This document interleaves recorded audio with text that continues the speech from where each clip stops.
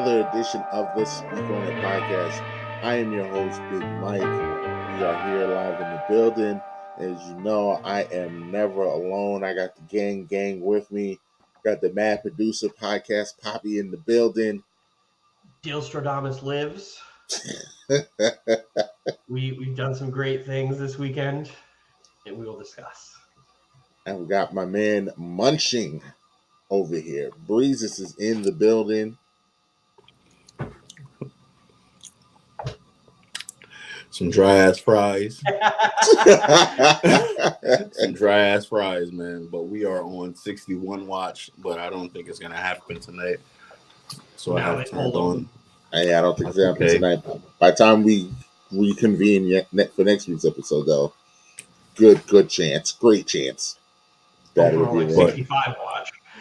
I don't know, Dilstradamus. We just came across some information that doesn't really serve that name. Well, that one, no. That one I knew of. We will discuss that later.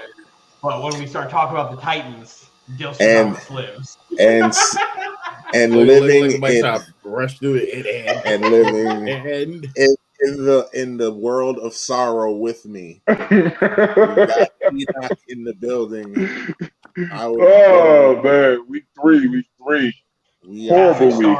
I blew a monster lead in fantasy. The Raiders blew a monster lead this week. This is a week of blown leads, man. It was terrible. This dude Ross had Hurts and Diggs on his fantasy. I was looking at the matchup. These dudes went godlike. Like both of them went godlike in fantasy. Right? The only reason why Diggs didn't have more points because the Bills took all the players. They literally took the starters out. Yeah, I'm pretty sure that Tennessee decided they just weren't going to guard him at all. I don't like the fact that Yaku and Malik Willis. I don't think that was just into the fire. That was hot. Yeah, just threw him into the fire pit. Anthony, it was 41-7. Yeah, but you guys want to hear something crazy before it got so bad that the Titans and the Bills took out all the starters. Both teams said, "Yeah, this one's over." Don't worry, the Titans didn't start their starters because they clearly didn't show up. You're absolutely right. Clearly, we didn't go to Buffalo. That Derrick Henry #1 pick is looking worse and worse for you every fucking week, Mike. It's terrible. But I mean, Anthony McCaffrey don't look too much better, or Jonathan Taylor. Jonathan Taylor this week did not. Jonathan Taylor week 1 was great. It's funny. I was just talking to my brother. He said he's not even worried because he looks at the rest of the AFC South. He's like, ain't no one else really trying to run away with it. Jacksonville's 2-0. Huh? Isn't Jacksonville 2-0? Listen, Jacksonville could be 5-0. I don't think anybody's going to be worried. Ain't nobody worried about the way Jacksonville. Everybody else is playing, Jacksonville has just as much of a chance as anybody else. Well, here's the thing. They always beat the Colts in Jacksonville. I wish Tennessee had won just one of these two games because the way I would be shitting on the Colts right now and everybody proclaiming them the greatest team ever. Oh, they are who I said they were. To be fair, Michael Pittman has fallen off the cliff. To be fair, Michael Pittman was not playing. He is their best receiver. He was not playing. Neither is Shaq Leonard. Matt Ryan has fallen off the cliff. And this Titans defense is exactly who I thought they were. Listen, you can say what you want, Dylan. We are making improvements. Gave up 500 week 1. Gave up only 400. 414. In defense, on our way. In defense of Tennessee, I mean, you look at the other matchup. The Jaguars have to go to LA, face the Chargers. The Chiefs are going to smack the Colts. And I forgot who the Texans playing. They're going to lose that game anyway. It doesn't. So it doesn't matter. So it's like nobody in the AFC South is running away. So even if the Jaguars lose, they still have more wins than the fucking Titans. But before we go into there, Anthony was saying about how his fantasy football team took a nasty L. I'm going to give. Are we going to just jump right into fantasy focus? Just jump right into fantasy focus. jump right into fantasy focus. I have to do my weekly. You got to get the update. promo in. Fantasy focus brought to you this week Find Mike Ortiz at Cross County Mortgage. Cross Country Mortgage. I will do my weekly Anthony's playoff percentage. As we know, week 1 was 31%. 31%. Last week was 21%, and after this loss to Roz, he is at 11%.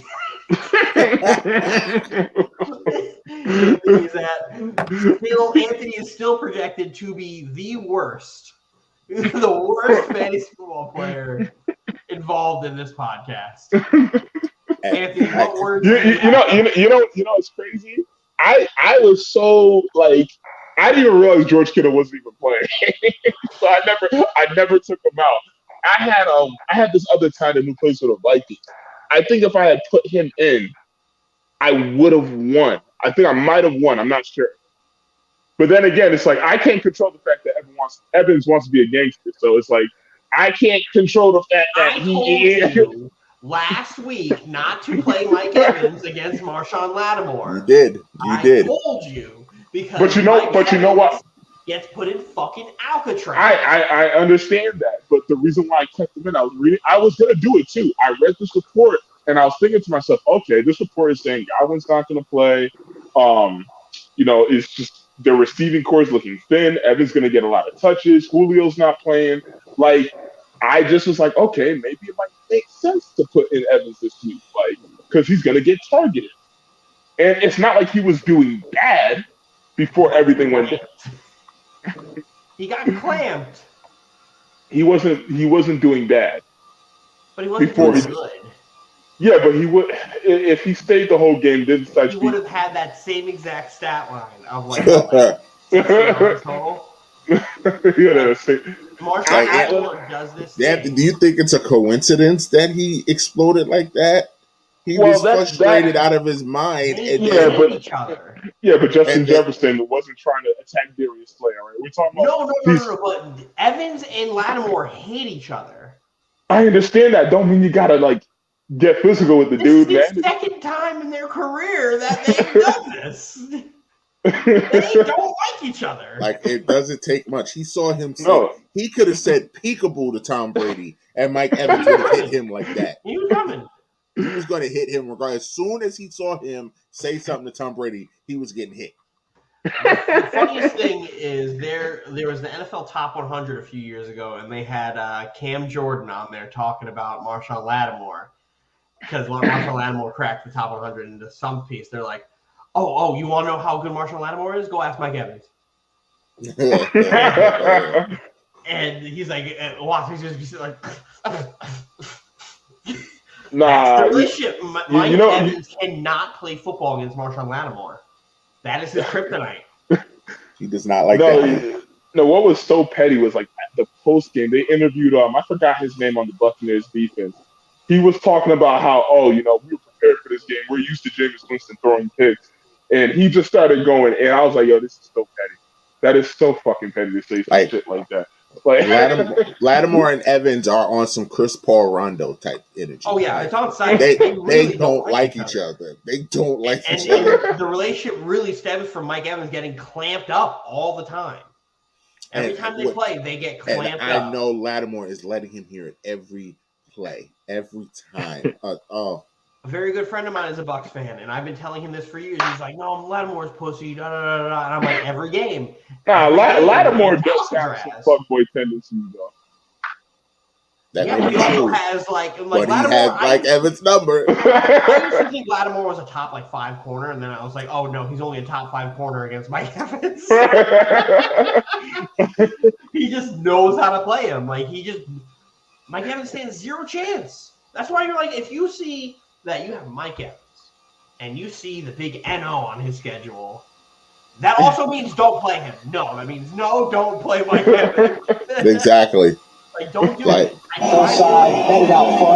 tried to tell you. Don't do it.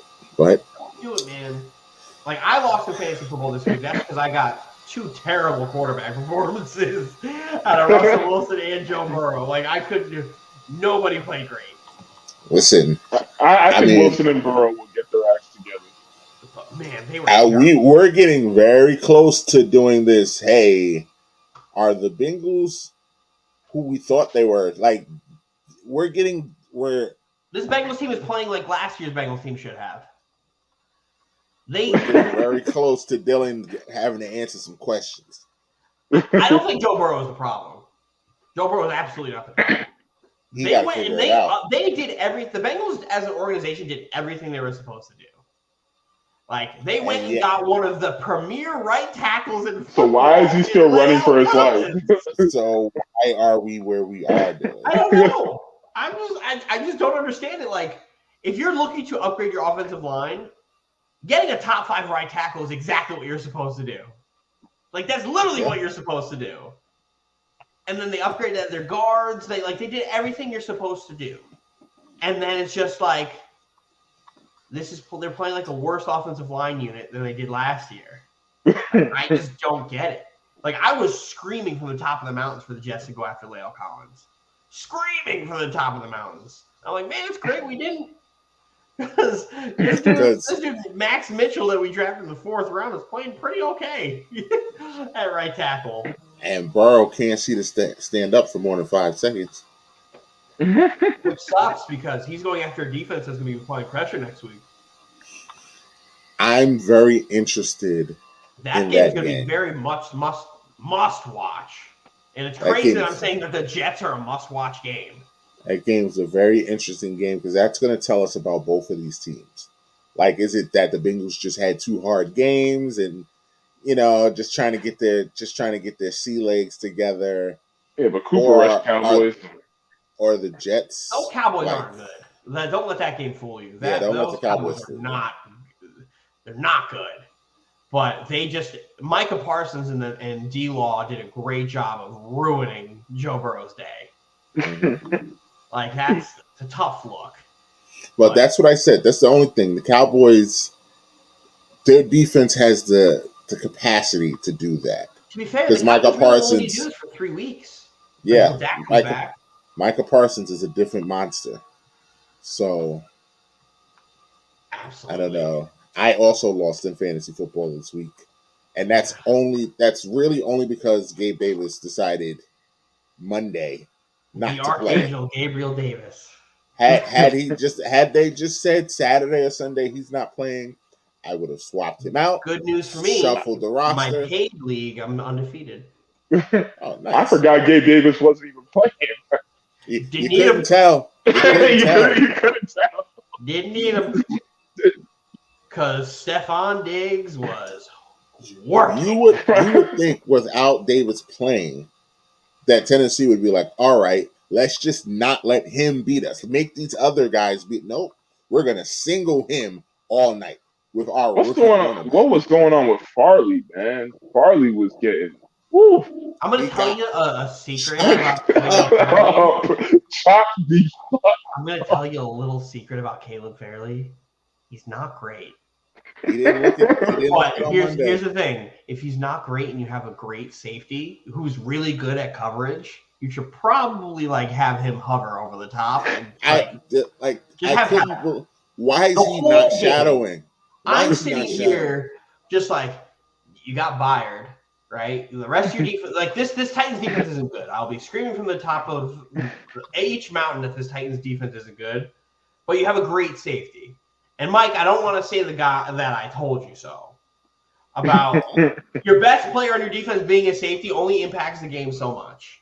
Well, if his defensive coordinator is sending him on the opposite side of the field of the best player on the other team, impacts the game so much. He can't do anything. The safety is literally the least impactful player on the football team at all times, unless you have great ones. Right?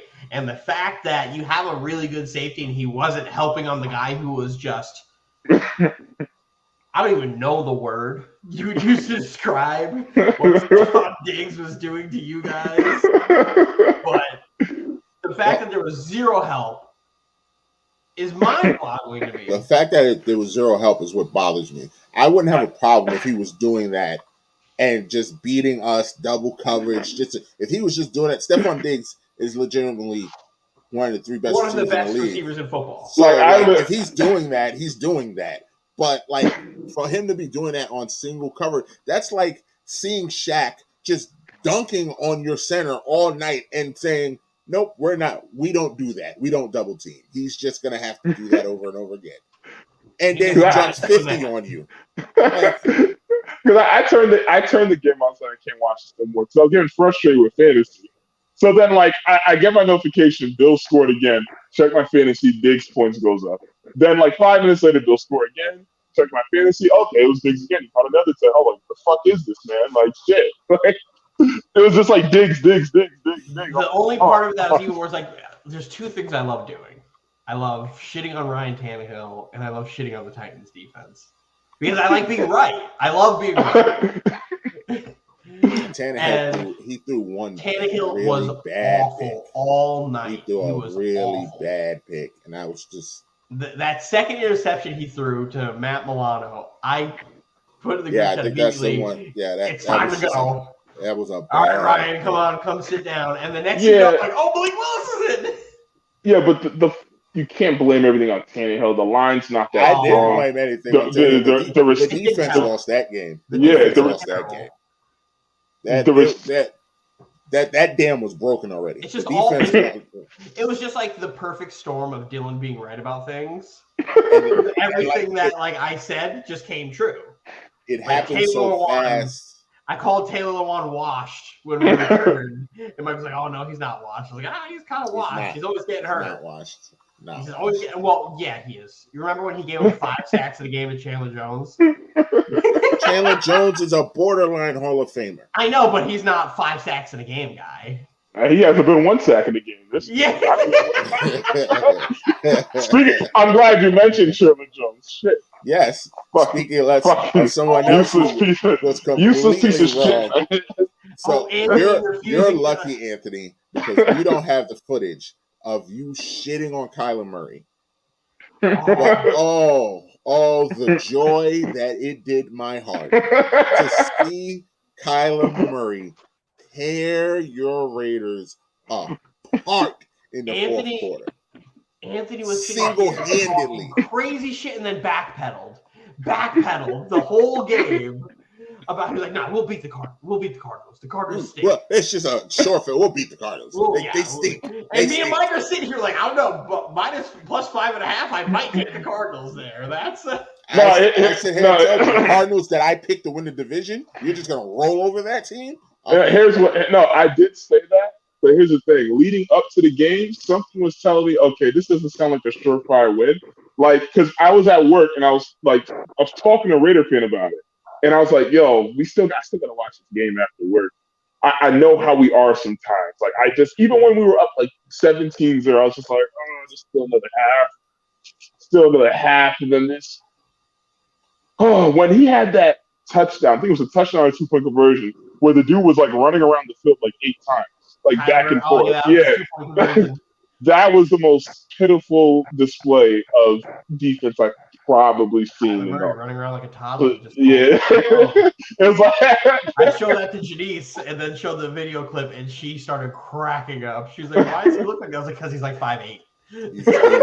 He's a small man. He's a child. He's a literal child. And I'll take an L here because I also was talking shit about Kyler Murray during the game. Because when they were down and they were down bad, I was like, well, I should have known better. Fucking Call of Duty beta dropped this weekend.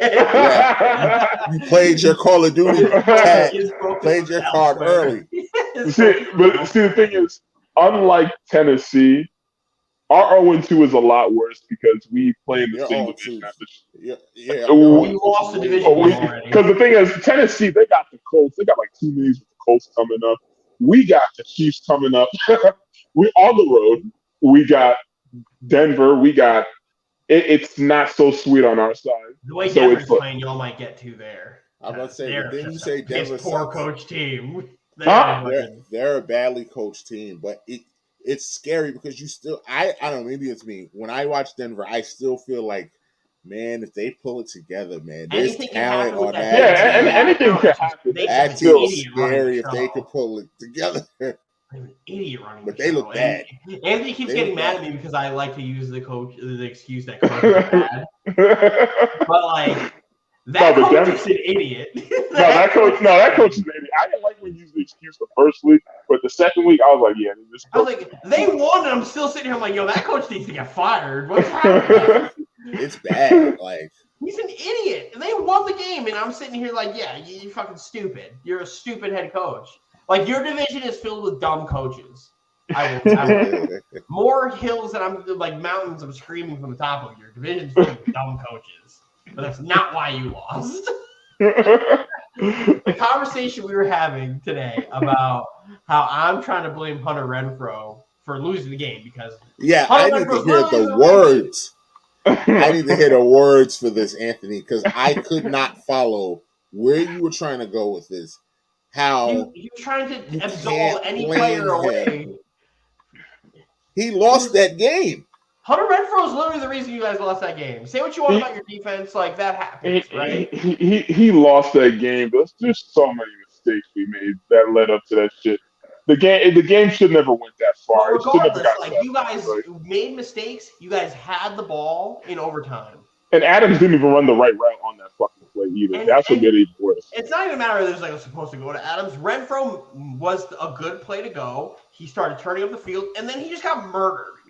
Isaiah Simmons dropped the boom on him and gone. No, because the play was originally intended for Devontae. He didn't run the right route, so Carr had to look elsewhere. And it was like, because like if you saw the route Devontae was running, he was open. He was open, and we should have gotten it to him. That would have got, huh? It's a quarterback going through his progressions. You don't always go to your first read. And again, the Hunter Renfrow catch and like play is a smart play if he doesn't like fumble the ball. The fourth quarter fumble. The first fumble was way worse though. The first fumble was way. Yeah, he can't fumble that ball. The second one, you're right that he got destroyed. He got obliterated. Yeah, I think he went into concussion protocol. Yeah, he should have because he has CTE right now. CTE but right the first one was a bad fumble. You can't fumble that ball. You cannot. But then you fumbled and you got rid of you just lost the game.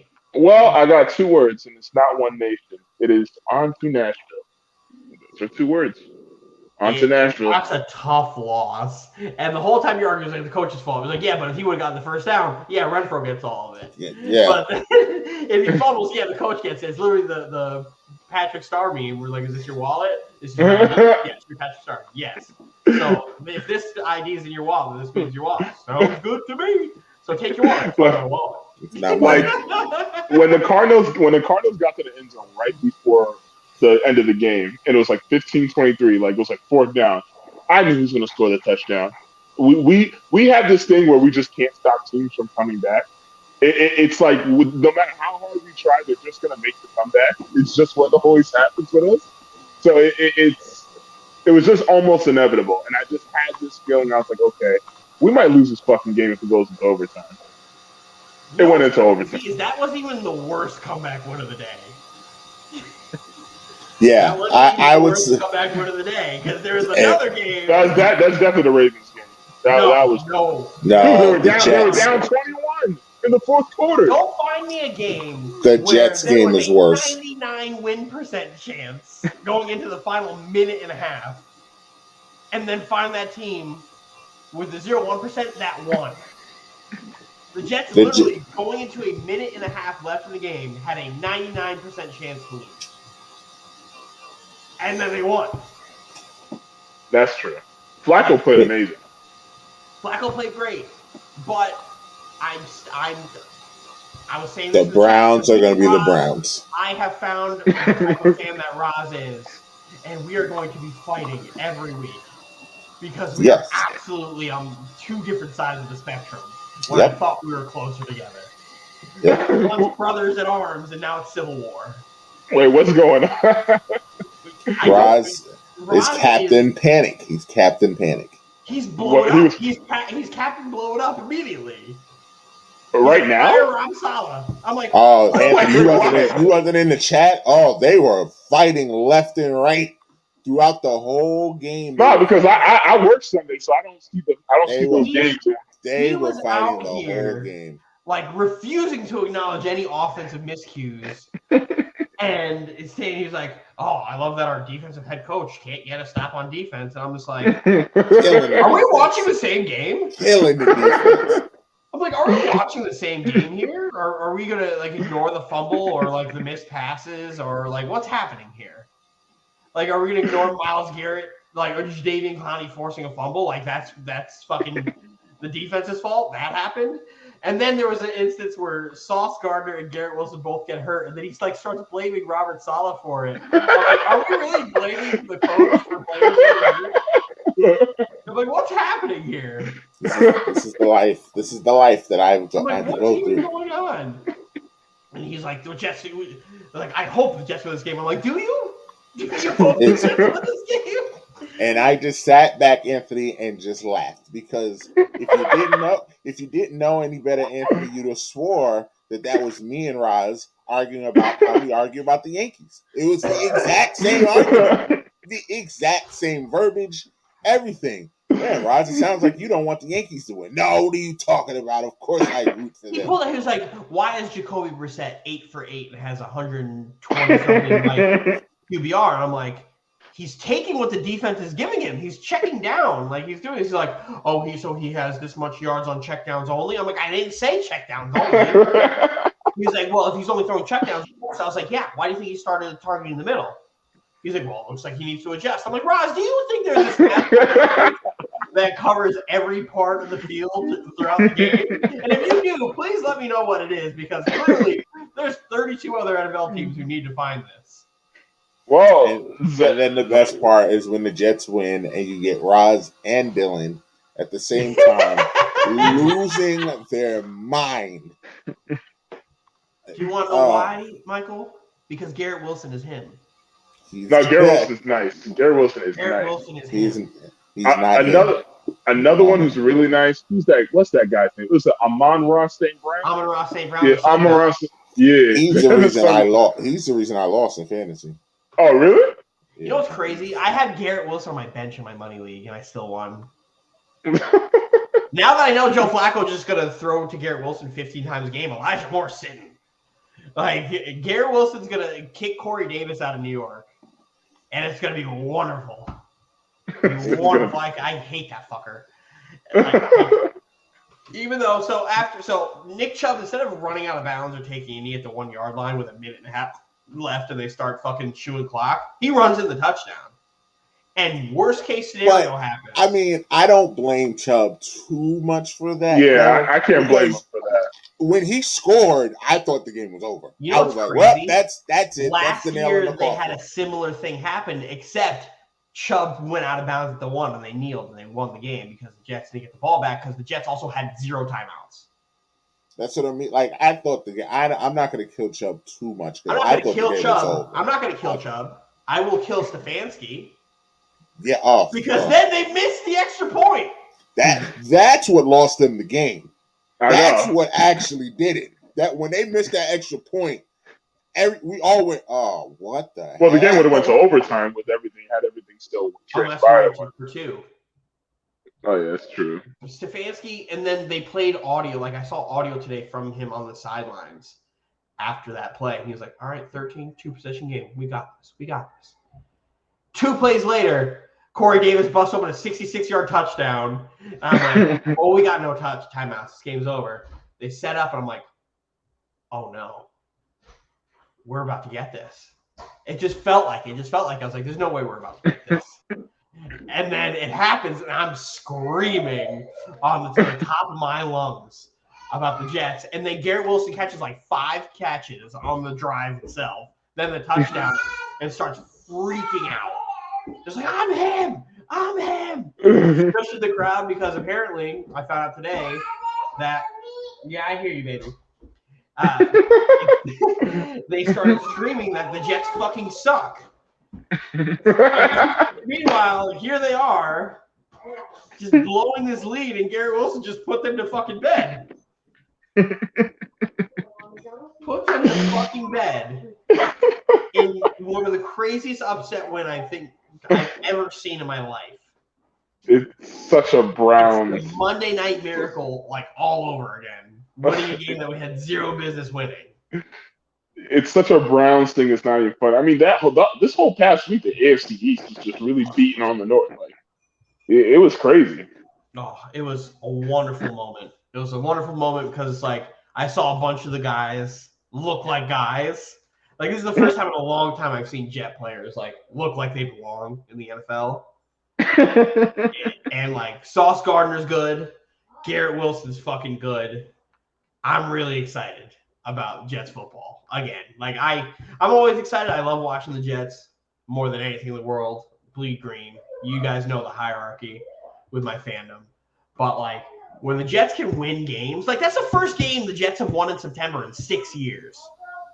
Really? God damn. The first game the Jets have won in September in 6 years. Jeez. That's how good that win felt. Like that shit's crazy. That's how bad we've been. But yet, even though we've been bad, we still beat that ass like a drum, Mike. Yeah. But like it's just great to see because then you see the team like get confident, like, hey, we can hang. And that's all I want. I want the Jets to be able to hang. I don't need a ton of wins. I still think 6 wins is like it for us. Right? Yeah, I don't see y'all getting much more than 6. But like, Ron, Anthony, I don't know why you're sitting here giggling. We already have no. Raise your hand if your team has a victory this year. Oh wait, just fucking me. I don't want to hear shit. I don't want to hear shit. That literally is going to change after this week. Will it? Yeah, actually it will. It will. You guys can tie. There does not have to be a win.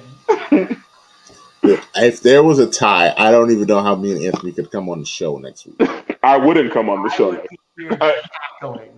Like a little hyena that I am. About how you guys couldn't even win right. You guys can't win or lose right. No, but we can't afford to lose. And neither can we. Neither can we. It is a big game. What sucks is I got a pair of Colts games. Y'all be fine. We can't afford to lose. We need to lose. Both teams need this game, but I agree. The Raiders really cannot lose this game. Tennessee maybe. Oh, the Vegas cannot lose this game. The crazy thing is both of your guys' defense stinks. So I thought Raiders' defense was going to be better than this. It looks shaky as hell. Oh my God! It's almost like I said that they didn't address any areas of the game. But here's the thing. Yes, you are correct, but nobody could have predicted that we can't find Chandler Jones. Like, where the hell's Chandler Jones? Oh, didn't I say that too? No, you didn't. When you first signed Chandler Jones, and you said that Khalil Mack was washed, I said, you guys have Chandler Jones. And he will show up for maybe half of the games. And it's almost like I said, you guys would have been fine if you kept Ngakoue and then gone and addressed your actual areas of need. Like, I don't know, middle linebacker or cornerback. Or safety. Like, your secondary stinks. Your second level stinks. The only 2 good parts of your defense are Mad Max and Chandler Jones, because guess what? Your interior guys. Mad Max, the only good person I've seen chasing people around. I don't know what the hell Chandler Jones doing, man. It's old. He's not that old. Chandler Jones is old. It's like 30 what? 31? Like 32, 33. He's got to be 33, 34, I would think. No, he's not that old. Hold on a second. He was born in 1990. Oh, he's 32, yeah. Okay, 32. Okay. I mean, that's getting up there for at the end of the season. That's old in football. For a lineman. That's a lot of wear and tear. Like, that's an old dude. And well, we paid him like he's 27. So I didn't. Man, Dilstradamus, huh? Dilstradamus. Just coming out here and telling you how things go, because the strong part about the Titans is they can run the football. Maybe. I don't know. Haven't really seen it this year. Maybe they'll get the ball rolling against you guys because you guys can't stop the run. But then Devontae Adams is probably going to have 400 yards receiving by himself. You guys can't stop a nosebleed. So who knows what's going to happen? Mike, if we actually live in this world where you guys have 1,200 yards allowed in the first 3 games, we have a real problem. It's not a good start. That's a terrible start. Where are you guys ranked right now? I still don't think we're last, but I think we're like 27th. Let's see. Is this last year? Okay, this is as of last year. Last year, you guys were middle of the pack. Mm-hmm. Literally middle of the pack. Do I have a 3 days ago? Let's see.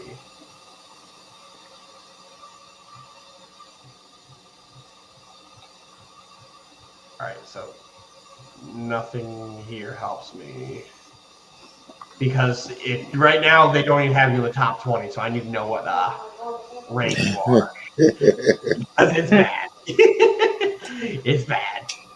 But going back to the Jets real quick, the Browns stink. They're fucking bad coach too. Because I'm sitting here the whole time just like, hey, why aren't they blitzing us more? Yeah, because Flacco can't move. The Raiders killed us. I mean, the Ravens killed us because they just blitzed us the whole game. Flacco can't move. Flacco can't move, and he sat there and he took it. And I'm like, they didn't blitz at all, but that's because their corners are terrible outside of Denzel Ward. And then Denzel Ward's the one who blew the 66-yard touchdown. So it's like, what are we doing? And the Cowboys figured out how to beat the Bengals. You want to know how you beat the Bengals? You blitz a ton or you get pressure on the line, and then you throw at Eli Apple. You throw whoever Eli Apple is. Whoever Eli Apple is guarding, that's where the ball goes. Every time. Whoever offense, it's whoever Eli's on. It's literally going apple picking. We're in the fall. We're going apple picking. We're going to find Eli and we're just going to target him. And before we move on from the NFL, I must take my victory laps because, man, oh man, did I not tell y'all about Jalen Hurts? Yeah, I'm not fully ready to say I'm not fully ready. Him, but he's man, oh man. But this also goes back to what I said about the Vikings too, where I said I don't think the Vikings are also like a great defense. But the Eagles did everything in their power to make sure they are justified in paying him. Mm-hmm. And he looks like a very good quarterback, like I said. Are building their team around Jalen Hurts is exactly what the Ravens need to be doing with Lamar. Except Lamar is actually like good. Without it, I would love to see Jalen Hurts with the talent that Lamar has because he'd be fucking terrible. Jalen went to the playoffs last year. Jalen still had Devontae and played nobody. Devontae Smith is a goddamn Bugatti, and I don't want to hear anything otherwise. And you're not going to disagree with me. No, because Devontae's he's a great receiver. Devontae's a Bugatti. Lamar Jackson's out here. His parking lot is filled with fucking Hondas. But he's still going to win an MVP. I still believe it. Even and the best part about yesterday, because that's the other quarterback that I'm going to take my victory lap for, Tua. My goodness. God. My goodness. Hats off to you, Tua. I don't think we replicate that again, though. No, he's not going to replicate I don't think we're going to replicate that again. The Ravens shot themselves in the foot. I couldn't believe what I was watching. The Ravens are usually a team that when they get the lead, they like run it down your throat. Halftime hit, and they just didn't get a first down. They turned into us. Like, they just completely you don't know where they went. I was watching that game live. They fired the wrong coordinator in the offseason. They should have fired Greg Roman and not fucking Pep Hamilton. Like, Pep Hamilton's a good defensive coordinator. Why'd you fire him? Your whole defense tore their Achilles last year. It's not his fault. The whole defense. Your whole defense had torn Achilles. But you keep the guy who literally everybody knows what the game plan is with Greg Roman. You know what you're doing. And then you're up, 20-something? 35-14. Yeah. Going into halftime. No, and you just can't. in the fourth. In the fourth. But I was watching that game live. It looked and felt like the Ravens. They just stopped playing. They just assumed the game was over. They just stopped. They just stopped, and Miami didn't stop. It's the Falcons and the Patriots. Yeah, they weren't running the ball well. They couldn't advance the ball. They couldn't kill clock, and then the defense just like cratered. And then once everybody realized, oh, wait a minute, they're still playing, and they're still playing hard, it was too late. That match had already started. Fucking Tyreek Hill. Tyreek's like a bad 170 man. and 190 I don't want to hear nothing about Patrick Mahomes made him. Tyreek's a bad man. No, I will never say that because Tyreek's got incredible talent in the intangibles, and he can take the ball anywhere. It's just the problem is I didn't know how they're going to use Tyreek, and I thought they were going to try to send him deep all the time. I'm like, no, if you use Tyreek in these short routes that really show off Tua and his accuracy, then they're going to be a problem. But they don't. And they can because I think they realize we can let Waddle do all of that heavy lifting and have Tyreek do all this intermediate stuff. Oh, man. It really. And they don't run the ball well. It's amazing. But it got scary because it looked like Miami. It looked like it clicked. They had one good run. They had one good run that whole game. It sucks because I have Chase Edmonds in all my fantasy leagues because I'm like, yo, he's going to be the guy. Like in a Shanahan offense, your number one running back eats. And he sucks. He's like the 7th highest paid running back in football, and he's averaging like 30 yards a game. I want to throw up. I wish the NFL was allowed to flex games this early in the season because I think the Bills and Dolphins should be flexed to Sunday. Oh, that's a night. That would be a night game. If we could do that, that'd be a night game. Yeah. But thank you. No. What? Yes. Cowboys? No. Yeah. You know what's funny? That Giants-Cowboys game is still going to do a number. Well, that's Monday night. Cowboys. It's America's team. That's a Monday night game. And the Giants. It's Giants-Cowboys. That game is going to do a massive number. And DJ MB going to be there for the game and whatnot. Great. It's going to be. I know. I'm sorry. I'm sorry, Anthony. I don't know if you thought that was going to get a pop, but that I don't care about you. Also, Roz, can you stop blowing smoke up Brian Dable's butthole? Roz is in love. That's his favorite coach in the league. Roz loves Brian Dable. Love him. And I'm like, you're so quick to like roast Salah over the fucking fire for playing 2 playoff teams. Listen, 2 man. good football teams. But the Giants beat the fucking Titans, who's giving up 500 yards a game. And the Panthers. He's never going to let that down. He's never going to let that down. And the fucking Panthers who have Baker Mayfield and nothing else happening. And guess what? The Giants, they won those 2 games, but they looked awful in both of those games. The Giants' defense looks good. Are we not going to sit here and you want to know why? Because they look better in the first league. Fucking coordinator on their team. They didn't look good against the Panthers. The Giants' offense looks awful. It looks awful. The Giants' offense looks bad. The Panthers' offense is even worse. The Panthers' offense is even worse. Which is crazy because they have weapons. Baker Mayfield is everything I thought Baker Mayfield was. That man is a bum. The Panthers actually have weapons, and the Giants aren't even playing Kenny Galladay. Which is driving me crazy. He had killing me in fantasy. On Sunday. Oh, you drafted him? Yeah, I have him in 2 of my leagues. Ooh, you need to cut him ASAP, though. No, I'm not talking about fantasy. I'm talking about real life. He's in real life. Get cut. Oh yeah, he's gonna get cut. Yeah, they don't use him. Biggest cap hit since us cutting Le'Veon Bell mid-season. Kenny Galladay out. It's gonna be $11.5 million cap hit if they cut Kenny Galladay. He's owed like what, $21 million. They gave him a big ass contract. Yeah, they gave him like $84 million or $78 million. I'm a big Kenny Galladay fan. I actually thought Kenny Galladay was a baller. Yeah, on the Lions. Yeah, well, no, the thing is, he was good.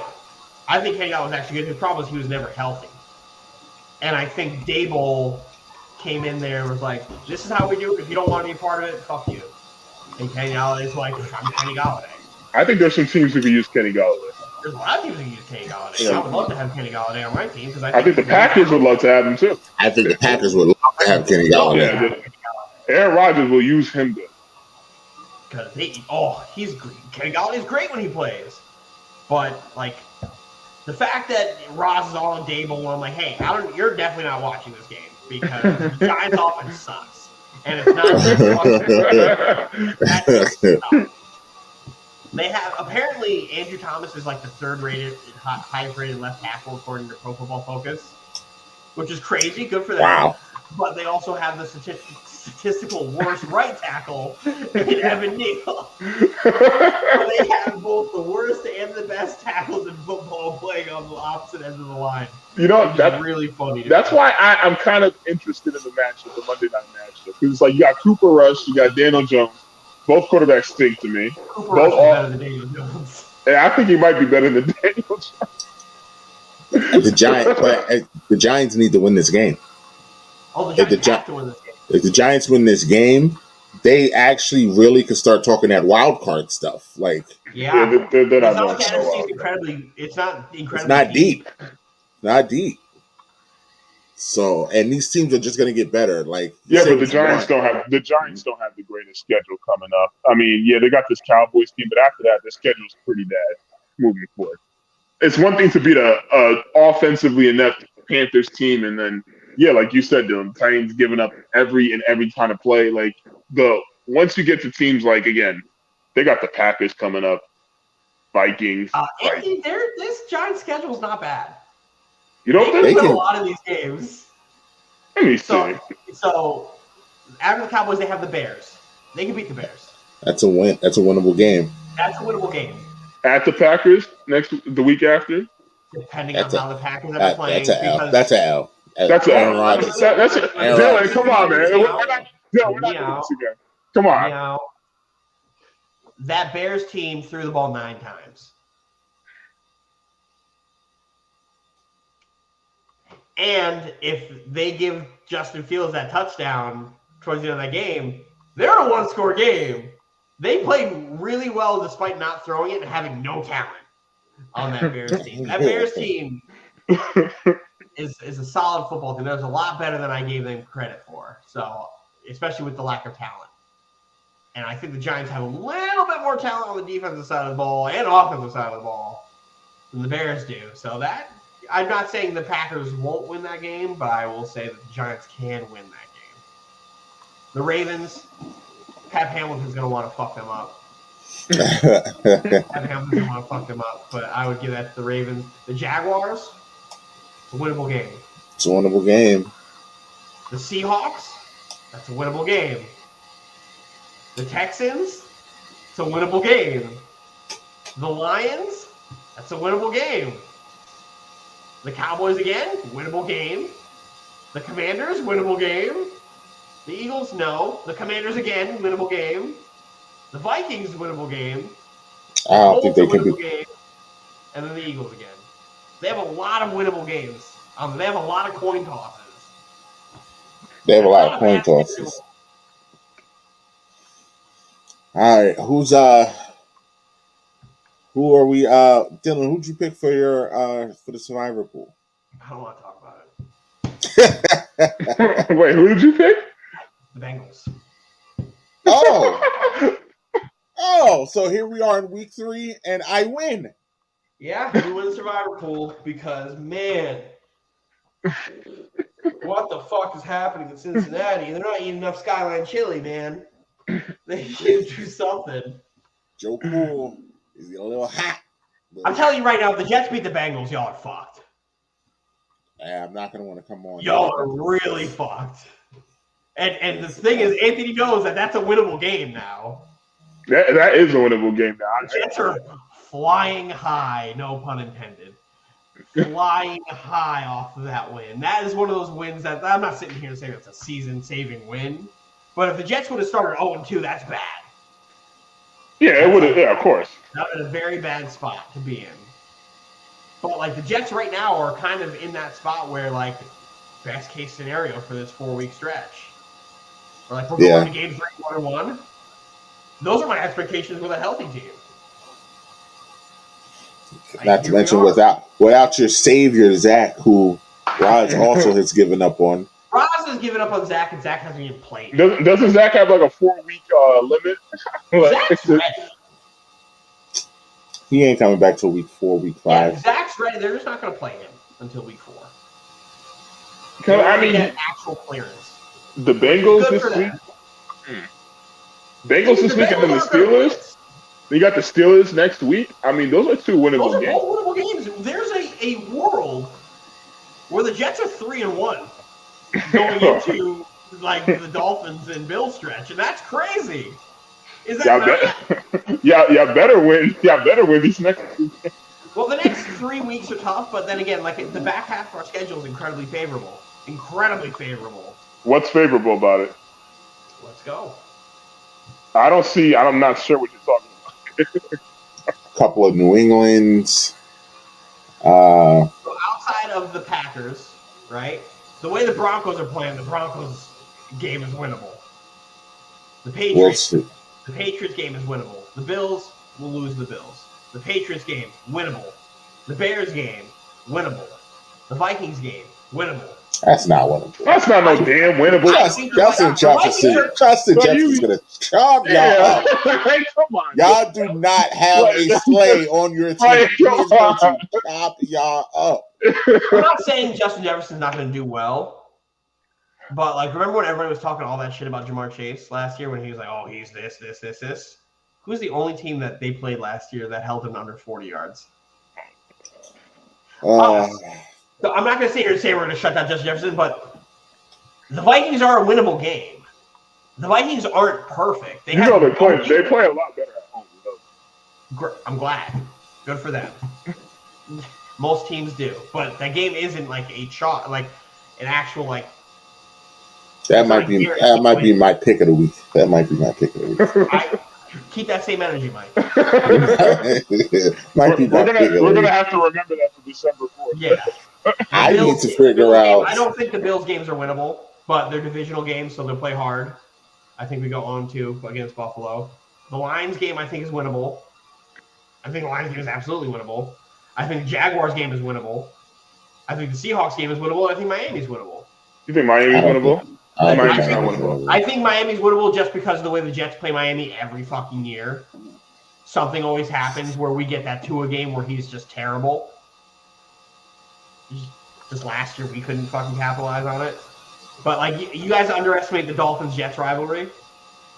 Oh, that's a thing.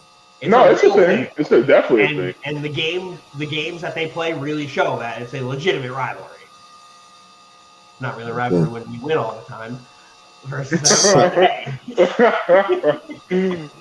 no, like there's winnable games in the schedule. And remember, I'm looking for 6. Right? I'm looking for 6 wins. You can't tell me there's not 6 wins there. So you guys are 1-1 already. Yeah. I see the Bears game as a win. I don't want to pencil in the Bengals. I see you guys beating the Steelers. Jaguars. I can see you guys beating the Jaguars and the Seahawks. It's 5. That's 5. That's 5? Oh, okay, that's 5. And we're definitely splitting with the Patriots. Well, because of the horrible bet I made, I can't have you guys. You can't pick them, but like, if the Patriots look the way the Patriots have looked the last 2 weeks, they're not beating us. And I would agree with that. Well, they got until Halloween time to get that offense right. They're taking turns calling plays on offense. It looks like Father Time has caught Bill Belichick. That's what it looks like. He looks out of touch. They're taking turns. It's scary. Like, it's time to go. He's starting to dangerously get to the point where he's going to start ruining his legacy. Like he's starting to flirt with that now. I can't because we're talking 20 years of dominance. You can't. You would have to. No, we're not. We're talking 20 years of Tom Brady. That's what we're talking. That man has been terrible without Tom Brady as his quarterback. He's all his years without Tom Brady as his quarterback, and that man is not that good. And the more Brady wins in Tampa and the more New England looks like they've looked in these first 2 weeks, I'm telling you, it's going to start messing with his legacy because it's really going to be like, well, damn, I mean, you kind of only, I could have coached Tom Brady then, like, shit. Like, this is what happens when you believe your own hype. It's exactly what happens.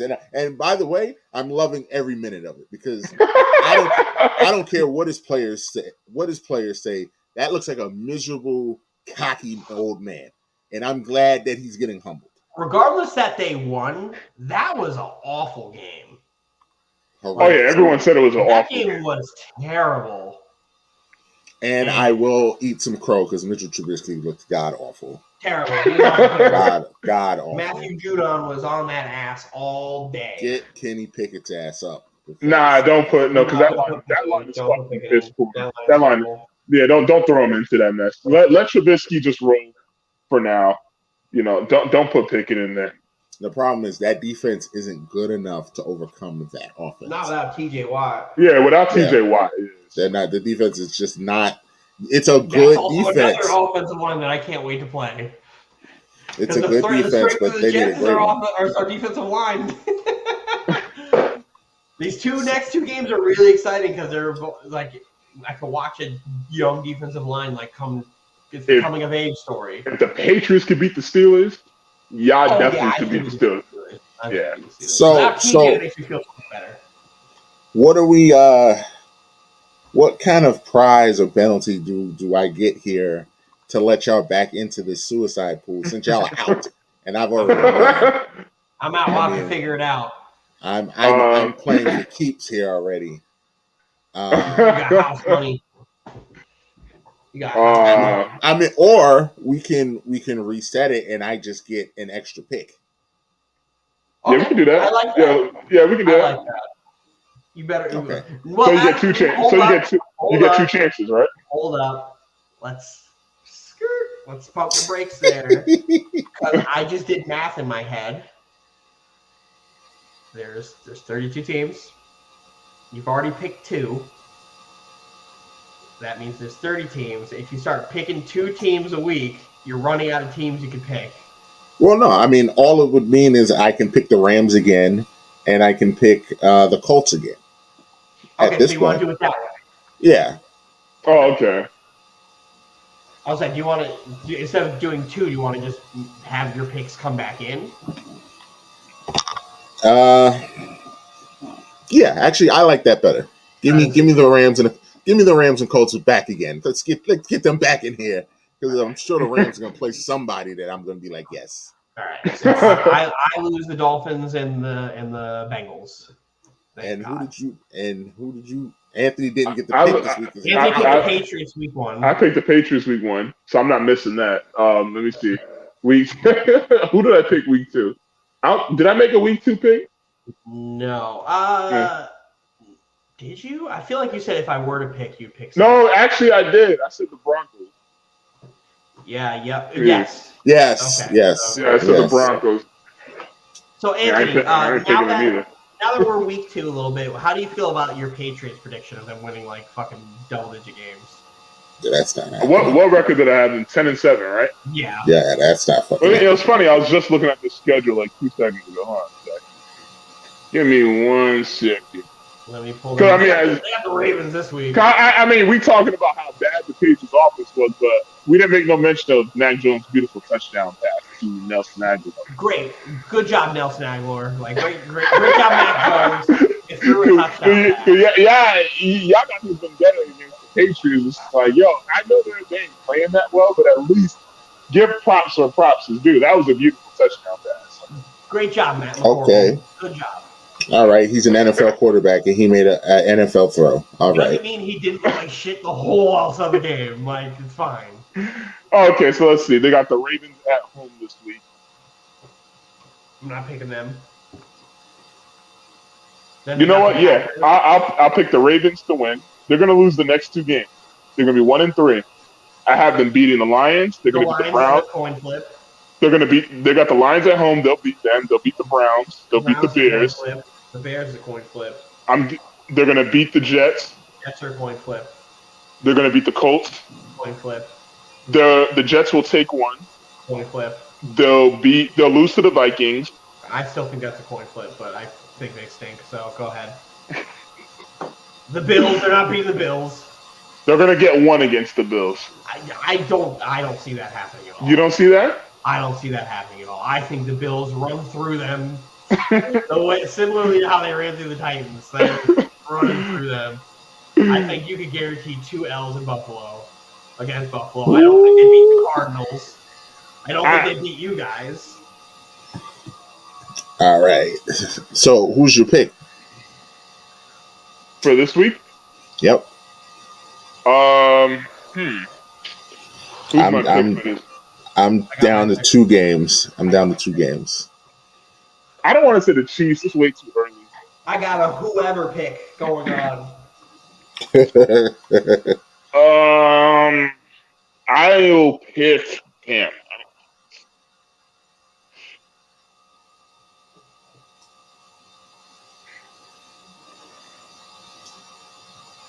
Fuck it, I'm not waiting for you. I'm going whoever, and I'm going whoever the Patriots are playing. The fucking Baltimore Ravens. Wow. I'm gonna pick the New Orleans Saints. Oh, okay. I was looking at that game. Yeah. But all right, so he's going Saints. Dylan is going Ravens. I'm leaning towards the Vikings. I was thinking about them. The Lions scare me, but they don't scare me that The Lions, much. That's a team I'm refusing to bet against. Yo, I wouldn't do that, Mike. That Lions team looks good. Mike, Minnesota plays well at home, like you said. No, they do. They do. You make your decision.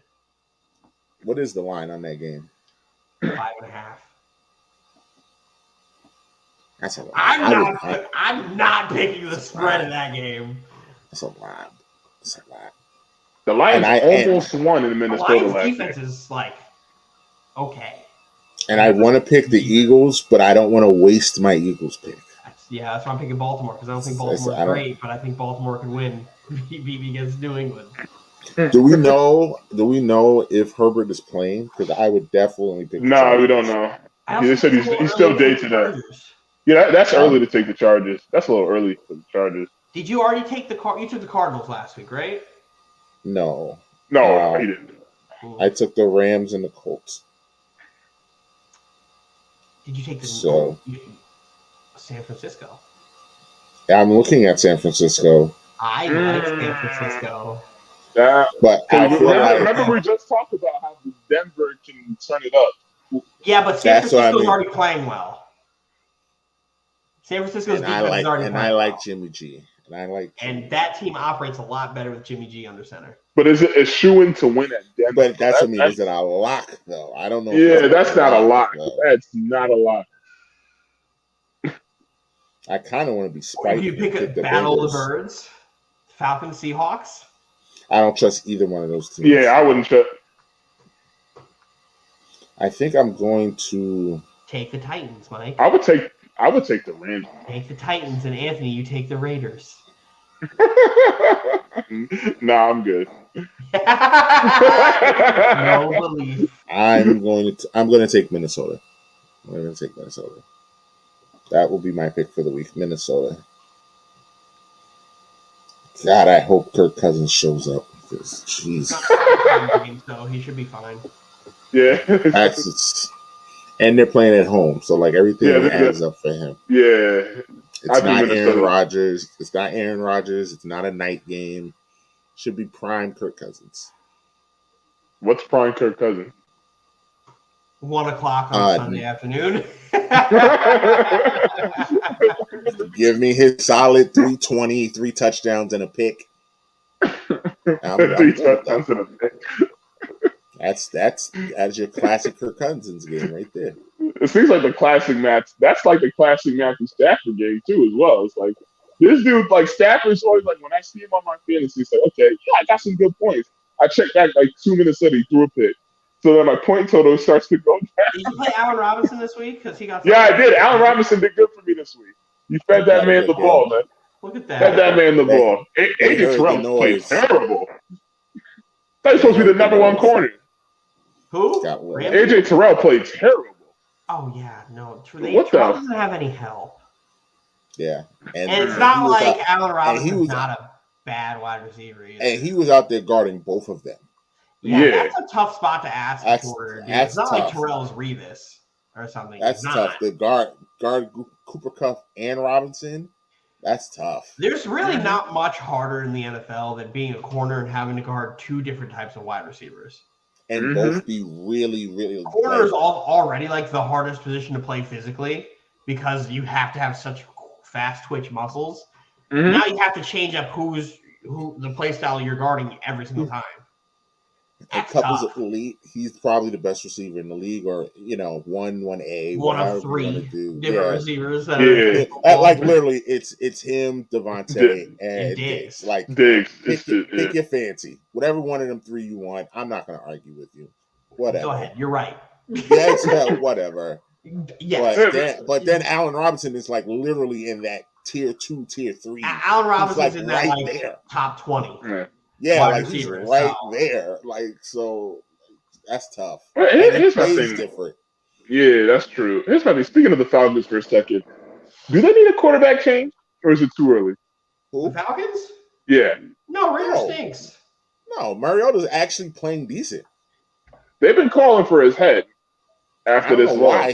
He's actually played. The problem is if you're a team and you have a young quarterback. So this is the problem for anybody that's not named Michael. If you have a team that has a young quarterback on your roster and your starting quarterback isn't like great, you're calling for him.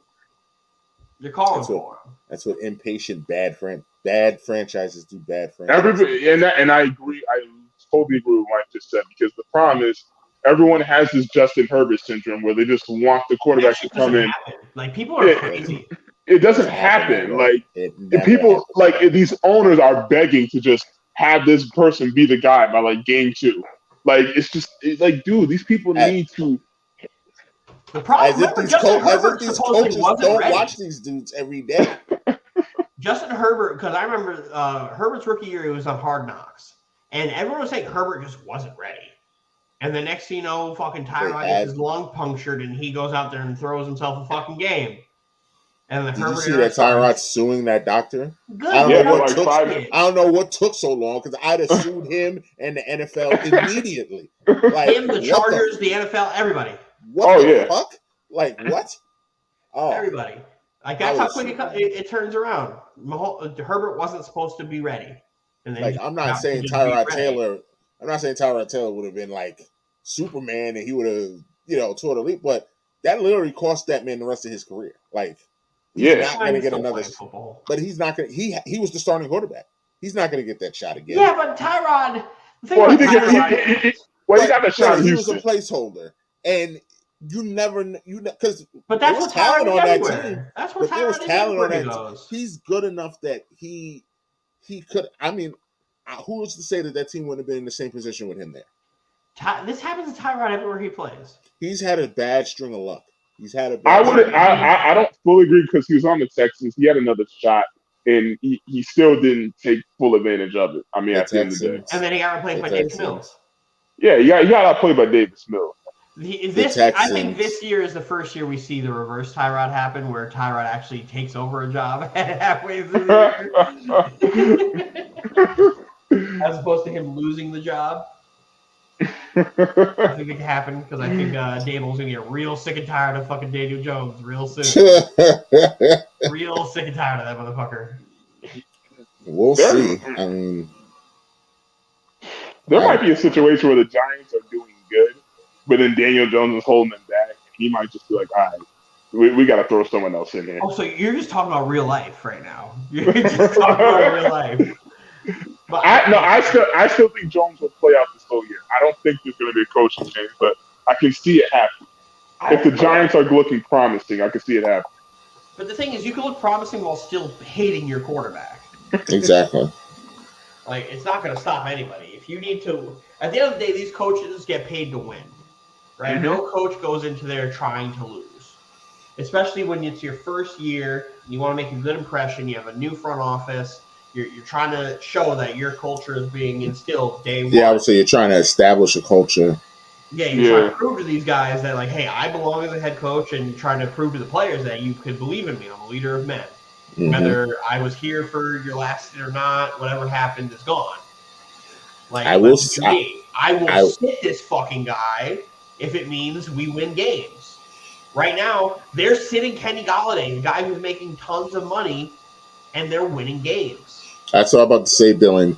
I know you don't want to. You're not ready to give it up quite yet, but he is checking all the boxes. Like it really seems like the Giants. I don't dislike they Dable. seem to love him. I love Dable. I thought that was a great signing. Already. I thought that was a great signing. I hate the Roz ready to crown Dable. Best coach in New York. Let's go to New York. That's such a crazy thing. But both things can be true. Yeah. Right? One could be good, one could be bad, but you don't just roast Salah over a fire. Because because Dable is fucking playing great, is coaching great. Meanwhile, the Jets are playing tougher teams to start the year. But I think he's shown the Giants might have gotten that one right for finally. No, they absolutely did. The Giants absolutely got that right. And I said that the second they hired him and Homeboy from Buffalo to be the GM, they did everything they needed to do. Dable was ready to go and take it over and have a team. He had success. Bring him over. I just thought their back was Mitch Trubisky. I thought Mitch was going to the Giants. The Giants they just got to get a quarterback now. They get a quarterback, they're off and running. Problem is they're going to win games and they're going to take themselves out of the Bryce Young sweepstakes. Unless they sell the farm before get him. There's a lot of teams I think are playing themselves out of the Bryce Young sweepstakes. Well, you can still trade up in the draft. That's what I think somebody's going to sell the farm for him. Jeopardize your future. Yeah, you got to sell the farm. You got to sell it because you don't want to just tank. It's corny, I think teams are going to try and put together a nice package. Is it too early to say who might get that first? Number one draft pick? It's too early. It's too early. But who gets it? You said the Seahawks. I still think the Seahawks are going to do it. I agree that the Seahawks are most likely to try and get that Bryce Young pick. There is just not a lot of talent on that team outside of Metcalf and Lockett. Like, that's the whole team right there. It's really not. Like, they have – if they address their offensive line, like, they just dumped a ton of salary to get rid of Russ, right? But they paid a safety that doesn't play football. He got injured, man. He doesn't – but he's not playing football. It sucks. It makes me feel great that we didn't do it because I wanted to pay Jamal everything. Throw the house at Jamal. People loved him. But, no, he doesn't play football, so their money's being wasted there. You say you get the QB money back on the board, which is a ton, so you could go and address the team needs, like offensive line and others, like playmaking positions on the defensive side of the ball, and go get Bryce Young. Their running back room is great. Yeah. But their defense is caca. Still crazy that they have a better defense than the Titans. It's week 2. Can't wait.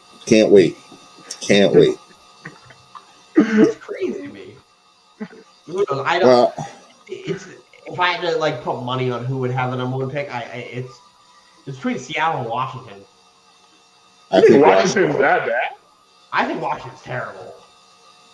It's not because of talent. I love Ron Rivera, but they may have to. When that offense looks too good to be that low. Honestly, you never know, man. The defense is trash right now. But the defense that can be fixed when Chase Young comes back. That's why it's if I have to put money on it, I'm putting money on Seattle. But Washington's an honorable mention. I would say it's going to be between Seattle. I think Seattle, the Texans, and the Jets. I think those are the 3 that are going to be floating because I think everyone's going to be right around that 4 or 5 win mark, Dylan. So that's where it's I don't know what's going to happen. It's going to be the Texans. They look horrible. But they look so incompetent. I don't. You listen to me, you fucking motherfucker, Michael. You fucking motherfucker. I'm getting sick of you and your disrespect. Do you see it? What? You've been shitting on the Titans every 5 minutes. Every 5 minutes in this goddamn show. Right? The problem is, right? I have facts on my side. Oh, he's using the facts. Facts don't care about your feelings, Michael. Facts don't care about your feelings, Dylan. You don't have facts on your side to say the Jets are not. The Jets are not. Do you want to hear a fun stat that Roz told us the other day that the Jets are 8th in yards per game? Do we really think that that's gonna maintain? Yeah, actually, I do think so. I don't think 18 yards per game isn't like a shitty stat, even though I do think it's bullshit. Hold on, let me continue. I'm about to say, all right. Even though I do think it's a bullshit stat, especially when Flacco threw for 350 yards in a garbage time game in Baltimore. Mm-hmm. Like, that's a garbage stat to use, and that's where stats in football fucking lie. Which is like, oh yeah, Jacoby Brissett's QBR was like 120, and then they asked him to do something outside of the script of the game, and he threw an interception immediately. like these are things that are real. Flacco is also not a top 3 quarterback. No, he's not, and he's Pro Football Focus third highest rated quarterback in football right now. These nerds need to stop.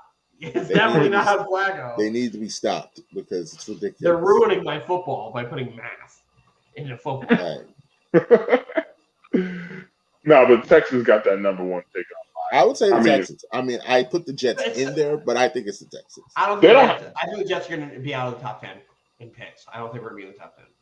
But how many teams do you think is going to finish with more than 5 wins? Well, you said they're going to be out of it? They're not going to be top 10? Yeah, well, I don't think we're going to have a top 10 pick this year. That would mean y'all would have to get 7 or 8 for that. Yeah. But here's the thing, that's possible. 7 or 8. And I think there's a lot of teams that are going to finish 4, 5, 6. Who? In wins. That's why I said the Jets. I think the Jets are going to be right there. I think the Jets are going to be not be it. I think you guys will be like around the 8 through 10 in that area, but I don't think you guys. I could very easily see the Jets somewhere 7 through 10. I can see the Seahawks, right? Mm-hmm. I think you can agree the Seahawks, the Texans. I can see the Bears. Yeah, the Bears, the Falcons. The Falcons. I have this weird feeling about the Lions as well. The Jaguars will come back to earth eventually. Let's throw the Jets in there. That's 7. Did I say the Giants already? No, yeah, the Giants. 8. I have this weird feeling about the Cowboys too.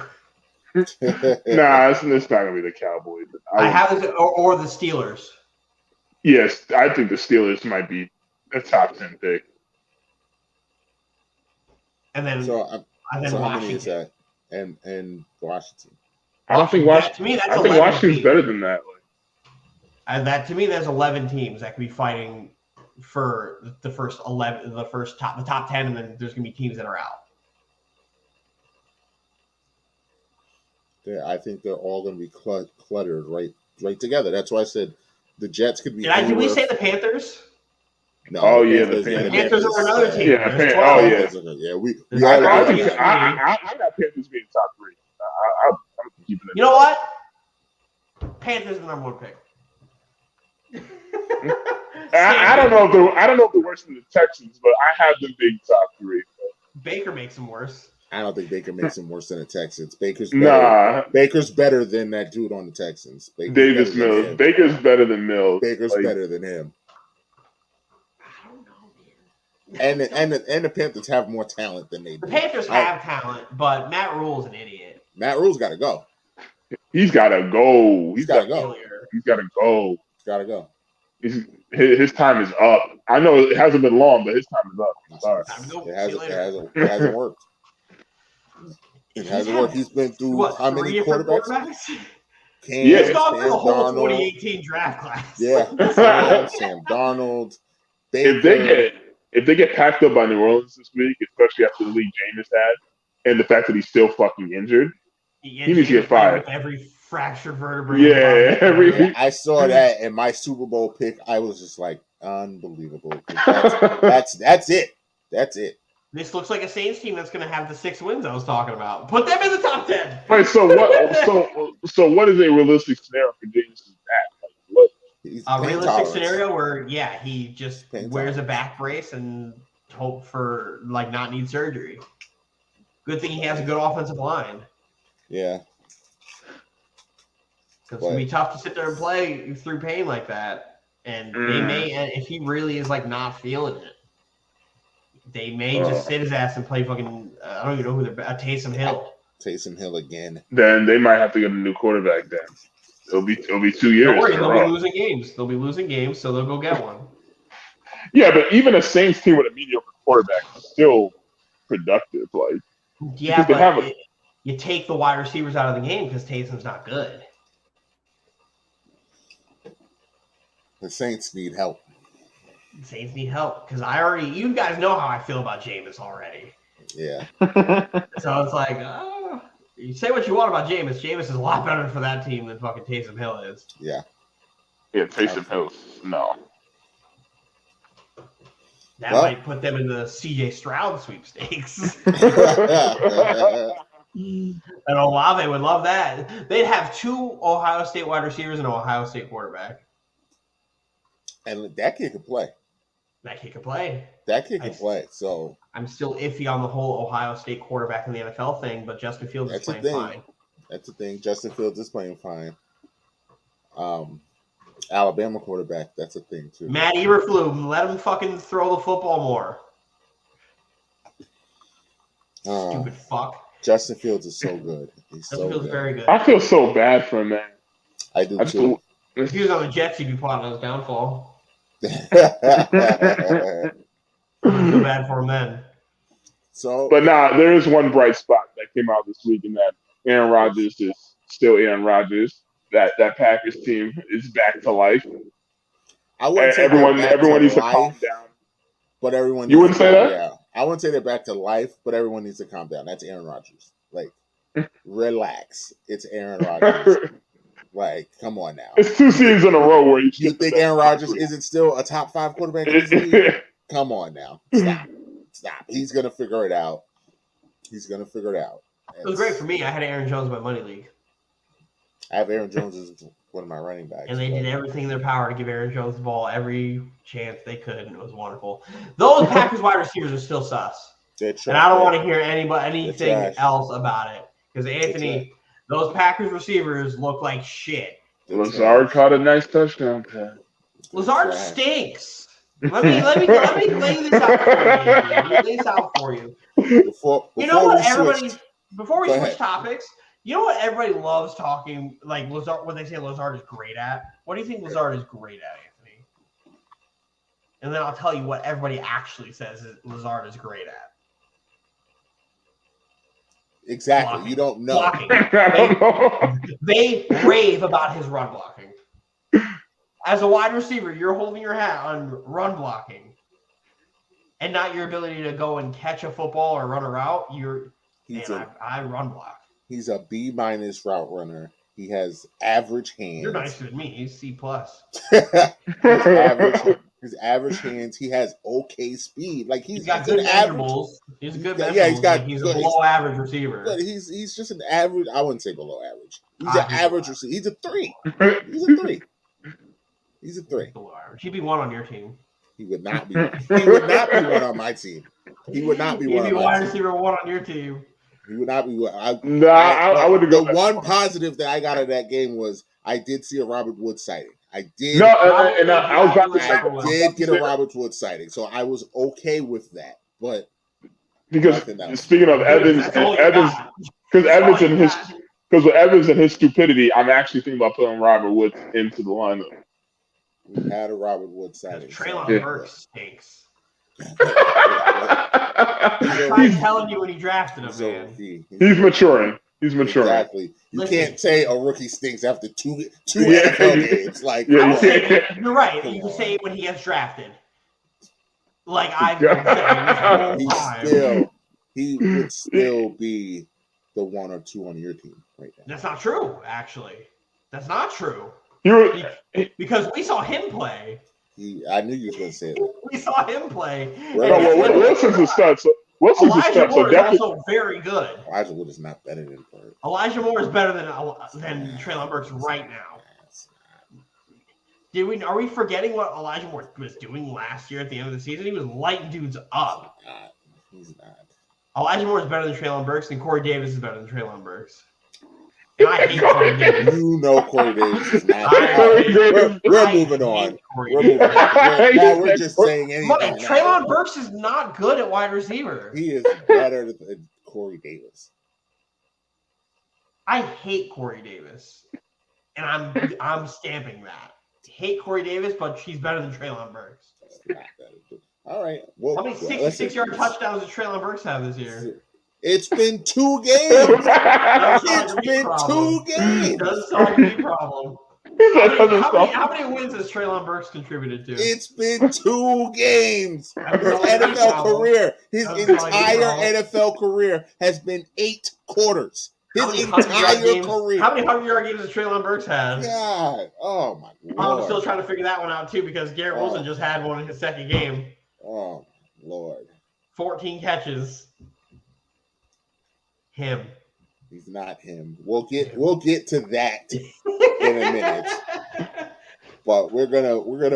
Well, do we want to go serious or do we want to have some more fun? Let's go serious so we can have more fun. All right, we're gonna go serious. We're gonna bring Breezy back in because we know the foosball talk is not for him. In case you guys were wondering, he has been there the whole time. Just so you know, he's been there. Have you liked me taking those shots at the Titans every chance I could?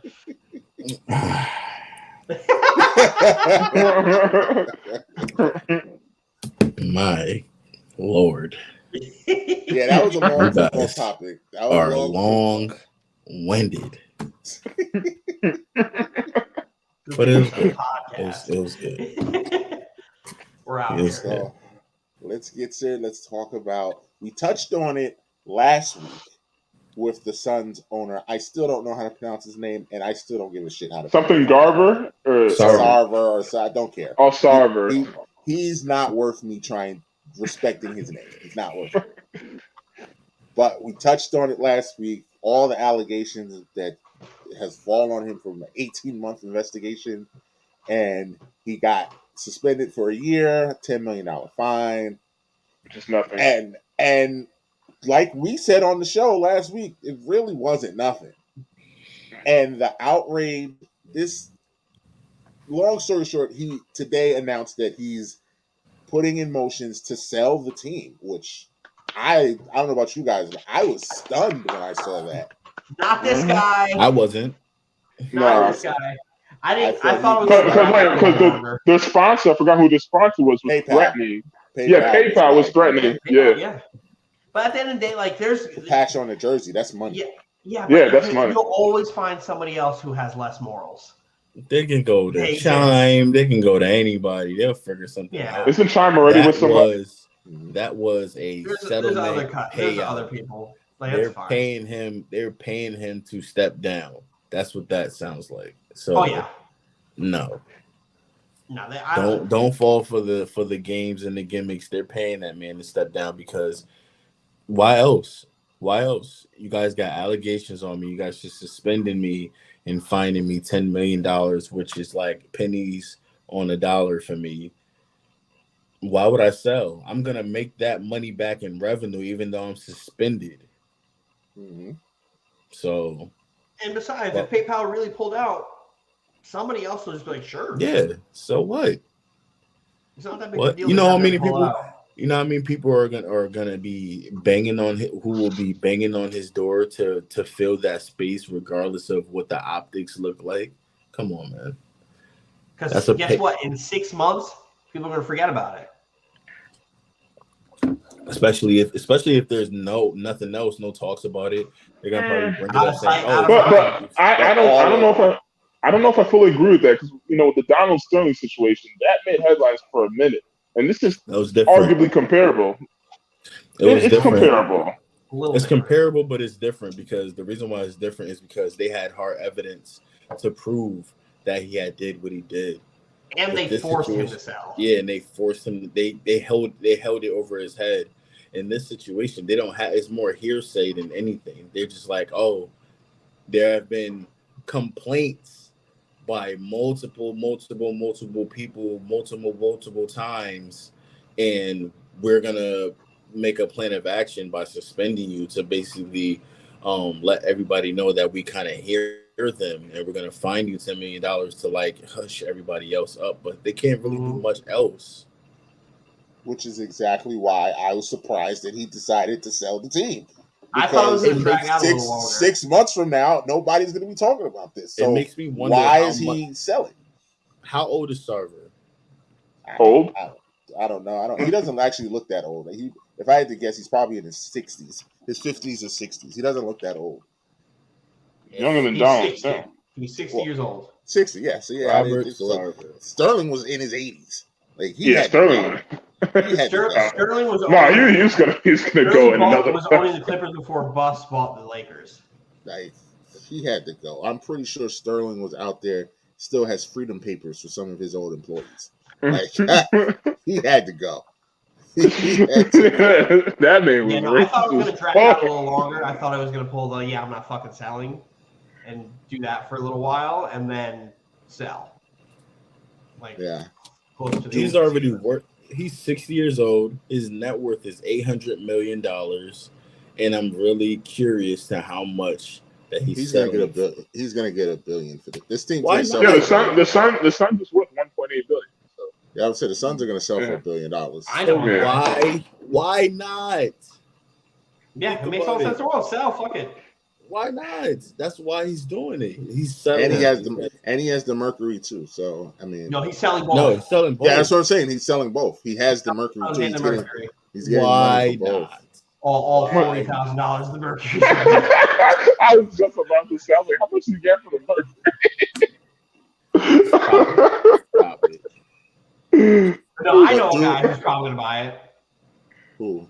Jeffrey Bezos. Oh. I could see that actually. That's the name that keeps popping up, and it makes all the sense in the world because Jeff Bezos wants to get into owning a team. And then he could put the Suns on Amazon. Mm-hmm. That makes a lot of sense, Dylan. That is that's a power play. It's a massive power play. See him and Ballmer acting up on the sidelines. Because what? Isn't Stevie Cohen also like part of Amazon? Yes. The Mets? Yeah. You start getting that shit all over the place in multiple sports.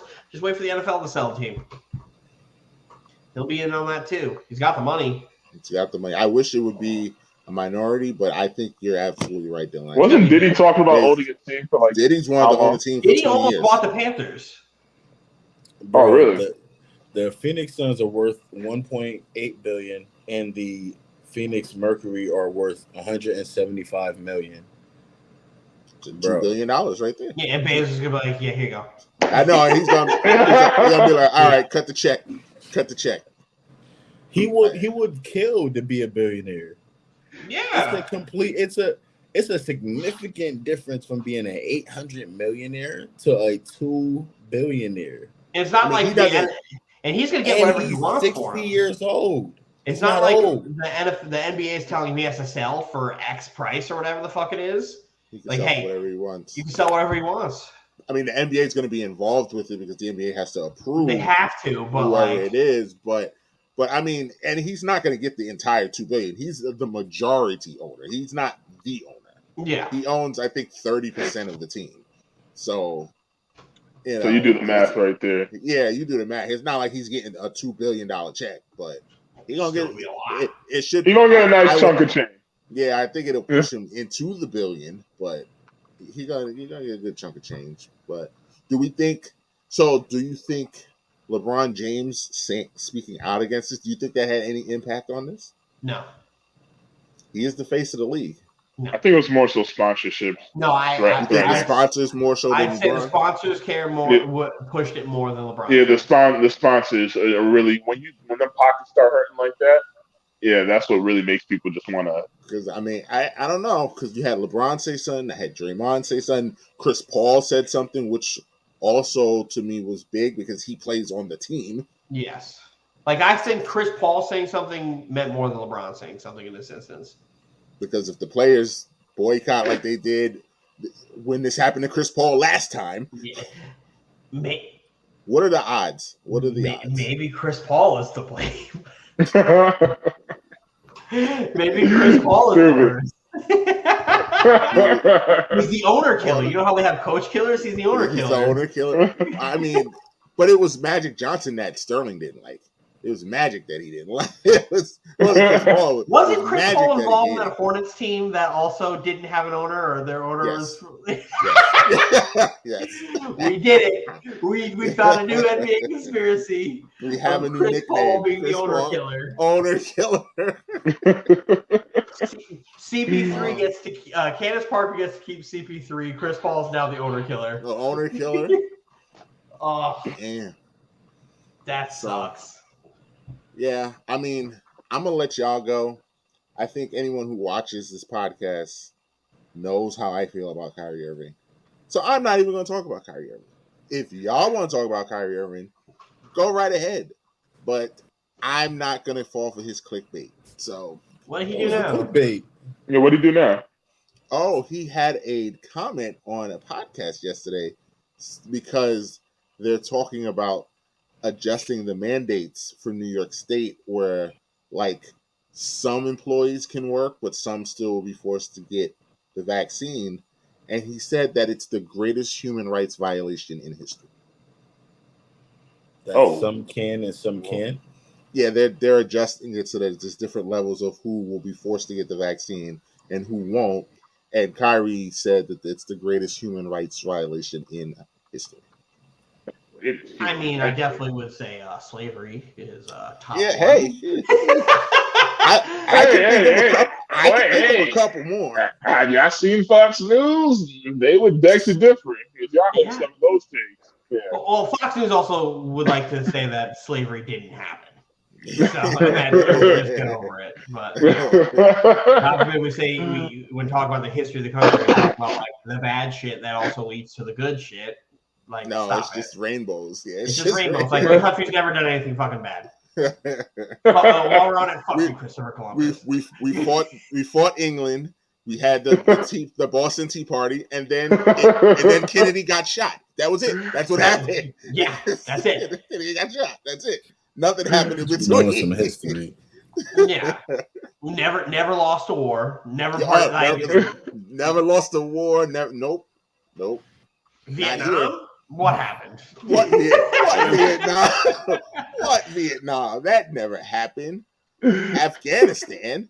What are you talking about? We was there for 2 minutes. What are you saying? They be saying some wild shit, man. And I know it's not political thing or nothing like that, but Herschel Walker, that man, he be saying some real, like I thought I'd be saying some wild shit. This man, oh Lord, some of the stuff that's coming out of his mouth, I closed my eyes. It's like he didn't just say that. Oh, he really didn't. He said it. Oh God! Bring it back to Kyrie Irving. I understand what he was going for, of it being a big, human rights issue, because it absolutely is a big human rights issue. But to be the number one of all time is Kyrie. You're also you're a Native American. You are literally a Native American man. Like the Native Americans were literally raped, pillaged, fucking slaughtered, murdered again, over land. That Fox News narrative. Trail of Tears? What Trail of Tears? That never happened. What are we talking here? Like Native American people are struggling to keep their land, to keep their reservations like a thing forever, for years. And are forced to live on these reservations and all these things, and we're going to talk about the vaccine. A vaccine. The mandate's dumb. Anytime the government tells you to get something, it's fucking stupid because they should be able to control shit. It doesn't matter, right? They can't tell you what you fucking can and can't do. That's stupid. But you're a black man and a Native American man. And you're going to sit here with a straight face and say this is the greatest. The only thing that would have been worse if he was a black man, a Native American man, and a Jewish man. Because then you have all three terrible things happening to these three groups of people that are arguably it's a trifecta right there. The three most disenfranchised people of all time. I just don't understand that. I feel and then women. All right, guys. All right. Reel it in because I feel like we're being those media guys right now where we're focusing. I get what he's saying. Yes, exactly. We're focusing on the soundbite and not trying to understand what he might have meant. Like, I understand what he's saying. I get it. And that's this guy. That's this guy's main thing. He will love to do that. He's terrible at wording. Do we have the quote? Do you have the quote? No. I'm telling. That is what he said. Yeah, but there's context. We need to have context. I would like exactly. But knowing Kyrie, does that not sound like something Kyrie would say? We're not going to box it. We have to treat every situation delicate and with reasoning. We have to understand it. So we have to treat it with context. This goes back to everybody talking about the fucking head coach comment at his word. Bro. Context means everything. My question is, why is he talking about this still? Was he not asked about it? It was on the podcast. Then there you go. That's why he's talking about it. But he can easily say, "I'm done with the vaccine talk." That's it. It's over right there. I mean, that was last year. I don't want to talk vaccines. It's so black and white that leaves little room for a gray area. Dylan, you telling me that he can't avoid that question? Why does he need to, though? Because of this. He doesn't need to. Because of this. So, Dylan, you don't think he's going to get asked this next week at Media Day? Yeah, and you know what he's going to say? I already answered that. He's going to... No, Dylan. He's going to double down on this because that's what Kyrie does. He's going to double down on it. They're going to ask him to clear it up. I'm telling you. Media Day, you know who asked questions at Media Day? Kevin Durant. They ask, you know what questions they're going to ask about Kevin Durant at Media Day, and they're going to be only allowing certain questions at Media Day. They better because the team Nets Media Day damn near needs to be live streamed because this is the third year in a row where it needs to be live streamed. What are we talking about? This is gonna be crazy. I gotta hear from Kevin Durant. I gotta hear from Kyrie. I gotta hear from Steve Nash. Like I need to hear from Ben Simmons. Ben Simmons is on JJ Redick's podcast tomorrow. I saw him on. I saw the clip that James posted because JJ Redick for 3 is amazing. So, there's a lot going on with this Nets Media Day. I can't wait. I cannot wait. By the way, side note, Dylan, did you see the all black jerseys? I like them. Did you know that Dylan's going to be getting his Nets jersey collection back in order now that I live in the house? I have to find my Basquiat. I have to find the Basquiat jersey all over again because that jersey was fire. Absolute fire. I wasn't a fan of that one. Oh, I loved him. The only one that I wish I was able to get was the black Coogee jerseys. The Coogee jersey was nice. Fire. Those were so fucking... Coogee jersey was nice. But, yeah, that all black jersey is going to be fire. I love that jersey. I hope they don't replace the gray jersey, though. I think that's what's happening. I will fucking... I love the gray jersey. The gray jersey is my favorite jersey. Love the gray jersey. I will fucking shoot someone if they do this. I'll go find Billy King and punch him in the face like it's his fault. I was saying, nothing to do with Billy King. Dylan is just going to hate Billy King for the rest of his life. There's not many people who are on my on-site list. And if I were to ever run into Billy King on the street, I swear to anything that I love, I'm punching him in the face. That man's almost 60, Dylan. And that man can get punched in the face. I don't care. I don't care. I don't. Hey, Billy King, if you're listening to this, watch out. I'm coming. Did I tell you the story about how we're watching the fucking basketball movie on Netflix with Adam Sandler and Billy King is in it? Yeah. And I paused the movie to explain to Janice fucking like 10 years of Nets history and why I'm going to punch him in the face when I see him. Maybe you'll get lucky and run into him randomly like James ran into Mark Sanchez at the Yankee Mark game? Sanchez. CC Sabathia? CC Sabathia, like... Yo, CC Sabathia is a legit 6'5", bro. Yeah. And he's yoked to shit now. Yeah. Compared to when he was playing? Yeah. For sure. Watch this, Dylan. James, you could take him though, couldn't you? Yeah, I took him right in the ACL that he tore. Right in the ACL. No disrespect, CC. I love you, man. But if it had to be me or you, it'll be you. CC, I love you, but I'd beat your ass in an instant. Hey, and I have no problem doing it. Sorry, man. Oh, fuck, that's great. So yeah, I mean, I don't have any more NBA stuff. Breaking news. Hold on. Breaking news. Ime, whoa, what's going on here? Yeah, breaking news. Yeah. Break that news I sent to the chat. Go ahead, What? Dylan. Oh, Ime apparently he's facing possible disciplinary action for team violation. A big suspension. Okay. For an unspecified violation for the organizational guidelines. What does that mean?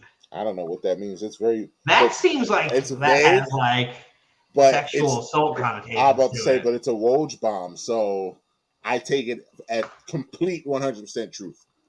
Woj ain't posting that without Woj gets his shit like right before he does anything, so that's wild. Oh, you tell me this man gonna fumble Nia Long? Kick him out. Get him out of here. Get him out of here. Because he was a massive reason for their run. It sounds domestic, man. It sounds very domestic, or it sounds very sexual. He better run for cover if Black America find out you laid a hand on Nia Long. You ain't gonna touch Nia Long. You ain't gonna do that. You ain't gonna do that without some furniture moving. Yeah, Mike, it sounds like you want to get in on that. Not even the black community. The black woman community is just gonna eat him alive. Yeah, they will. Yeah, that is. It says big suspension now, and it may be worse if it's that.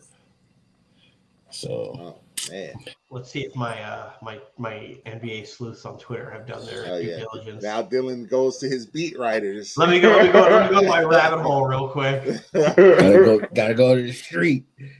Find out. I gotta find the word on the streets. See, the streets is talking. Well, while you do that, I will. I mean, I hope it's not domestic because this is a bad segue. But I am going to use this time to talk about the WNBA finals. I don't know who watched it. It was a great finals. I mean, listen, you should have went to the last game to extend I went to game extend 3. The life of the Suns. If we could have all pitched in, we could have probably got you to go to the last few games. You would have flew me to Vegas? We would have pitched in. No, not us, just you, because you're the lucky charm. We would have all pitched in for you to attend the last few games so the Suns can come out with a W. But, you wanted to be selfish and say, I can't go to any more games, and that's why we lost. So, wow. So wow. That's a hard one. I just thought I'd let our viewers and listeners know. I just thought I should make them privy of what happened. And look at Dylan's face. I'm definitely not reading shit correctly here because I don't even want to fucking say what I'm reading here. The streets is giving Dylan some wild news. The streets is giving Dylan wild shit, and I definitely don't want to get fooled and put this on the podcast. But I also want to read it just so you guys can know what I'm reading right now. I mean, you can say that if they're credible or not, and that'll kind of give you. Well, that's what I'm trying to do. I'm trying to find validity because all I have is screenshots right now. Oh, screenshots is not good. Screenshots are not valid. But James, whatever. But the Aces were really, really good.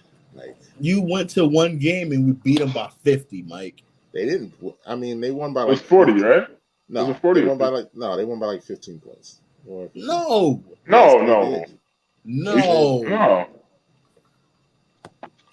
Maybe 20 at the most. I was at the game. They were up 20. And you must be mistaken. And then in the fourth quarter, the Aces cut it to 6, and we were all in there nervous as fuck because they lost by 30. Yeah, they lost by a grip. That game was close. I'm telling you, that game was close all the way in the fourth quarter. Man, they blew it open. Anthony, are you looking at the score right? Yeah, I'm looking at the score. Yeah, that game was scary time with 7 minutes to go in that game. It's scary in there. And then Alyssa Thomas got a clear path foul, and Jacquel got up and one, and we kind of was able to breathe again. But that was a 6-point game in the fourth quarter. Like I'm telling you, because we was in there nervous. The game they blew it open. 105-76, Mike. Yeah, they blew it open at the end. All right, you're telling me. I'm telling you, it was a 6-point game with 7 minutes to go. I'm telling you that's what happened. I hear you. What me and Anthony said is that they lost by like 40, 50 points. And they lost by 29. So they wasn't a blowout. It wasn't a blowout. I have given up my search because there is nothing but fucking bullshit flying around all over the place. And I am not going to be going through this tall grass until I can actually find somebody credible saying something. Nah, shout out to the Asians, though. Shout out to Asia Wilson. They were acting a fool at their parade. Oh, yeah, they were acting a whole fool. I saw some of the videos. Asia Wilson didn't even wait for the parade. She was drunk in the second the clock hit 0. At her press conference, she's like, I'm lit. They was tore up. And I love how you can tell people that don't watch the WNBA how everybody was all of a sudden blown away by how pretty Kelsey Plum is. Like, yeah, she is. She's always looked like that. You just don't watch. She's always looked like that. Yeah. My problem with Kelsey Plum is she has 0 lips. None. 0. She smiles are gone. It's all eyebrows with her. It's all eyebrows. No, but she's gorgeous. She's pretty and she can ball. She can ball out. Olympic gold medalist, 3-on-3 Olympic basketball. Yeah. Kelsey Plum. She can ball out. Oh, she might. Yeah. And she's your type. But Anthony, you know who Pumpkin Spice Anthony? You know who she's dating though, right, Anthony? You know who you got to steal her from? Who? Darren Waller. Have fun. Are you serious? Have fun. Look it up. I'm looking this shit up right now. Say no more. Yeah. Hold on. Put 2 and 2 together. Where does he play? You know what? The minute I typed in Kelsey Plum, a search said Darren Waller and Kelsey Plum. Yeah. That's called the FBI is listening to you. Hold on. Wait. They said Kelsey Plum is said to have a relationship with Darren Waller. Fans think he is her boyfriend. Some rumors claim that they've been dating for 5 months. It's nothing conclusive here, Mike. Oh, nothing it's not conclusive. Confirmed? Oh, no, right. it's not confirmed. It's a lot of... Anthony's sitting here like, so you're saying there's a chance. You're saying there's a chance. So you say it is a chance. So you gonna go blow up your football team? You gonna go mess up your man's feelings by going stealing his girl? Is that going to female production on the Raiders? And Darren Waller is in his feelings for the whole season? Because Anthony, number one Raiders fan, couldn't control himself. Oh man! All because he wanted to take Kelsey Plum out for a pumpkin spice latte. Oh my god! It's different in New England. Strolling around in the fall, picking apples while the leaves are changing colors. In case y'all didn't know, Anthony is a fucking pumpkin spice fucking fanatic. And these are facts. So the other day I ran into Anthony at Target, and because that's just where we just find each other. We just find each other at Target all the time, like all the time. It's a problem, and I took a picture of the pumpkin spice cart that they had. And he's talking, and I was like, oh, yeah, I was about to send this to the group chat. He goes, oh, dude, I already ate all that stuff. I've already tried everything on that cart. That's nothing new here. And then he starts going through my shopping cart. Like, Janice is there, and he just starts literally flipping through. Just starts going through everything I'm buying. Goes, why are you buying this? What's this? What's this? Fucking weirdo. Saw some unhealthy things in that cart. Each other at stores. Huh? At Target. It's always at Target. Like, only Target. Yeah, I know. There's the one time I ran into Mike at Walmart. Yeah, me and Dylan run into each other at Walmart. I fucking hate Walmart. Walmart makes my skin crawl. Everything about Walmart I fucking hate. Walmart potential sponsor, fuck you. Let's burn that bridge before it gets there. I don't love that bridge. Burn to the fucking ground. You know, they're only a top 10 Forbes 500 company. What we need them for? Yeah, fuck them. I'm still waiting for Nike. They need to pay their employees. I can't wait for the Nike sponsorship. We're going to be in here decked out. Nike everything. Did you guys see ESPN's top 100 list for the NBA? The NBA? Yes, they did. Did you see who was number one? Did you? No. I saw it. I saw who was it? Giannis. Giannis? That guy. That guy was number one. They also have Kyrie at 33, and that's just fucking that was ridiculous. That was stupid. That was insulting. That's called bias. What's the proper number for number 18? Huh? I believe. Yeah. I said that. I see Chris Paul at number 18. Yeah, something like that. And here's the thing: if you're gonna give me the bullshit about Kyrie's availability, but you have guys like Paul George, Kawhi Leonard, Zion Williamson, Anthony Davis, all higher than Kyrie Irving, you're crazy. I'm not saying they're not better than Kyrie, but to have Kyrie that far separated. But to have Kawhi at number 8, Kawhi hasn't played basketball. We don't know what Kawhi is right now. No, they're basing it off of obviously when they're playing. When they're playing, when Kyrie Irving's playing, find me 30 players better than him. Board man, please come home. The kids miss you. Yeah, you miss him. I don't miss him. You miss him. Why not? I miss Kawhi. Why not? NBA Finals pick. What's the problem with Kawhi, Mike? I have no problem with Kawhi. Just not my cup of tea. Although my NBA 2K player is modeled after Kawhi, though. Make it make sense, Dylan. I just have a problem with Kawhi being anointed the best player in the league when he wasn't. That's all. That literally is my only beef with him. When? You talking about when he won the championship? Yep. There was nobody in the world better. Oh yes. When he won, he was not the best player in the world. Who was it? The best player in the world tore his Achilles. Oh, so he wasn't playing.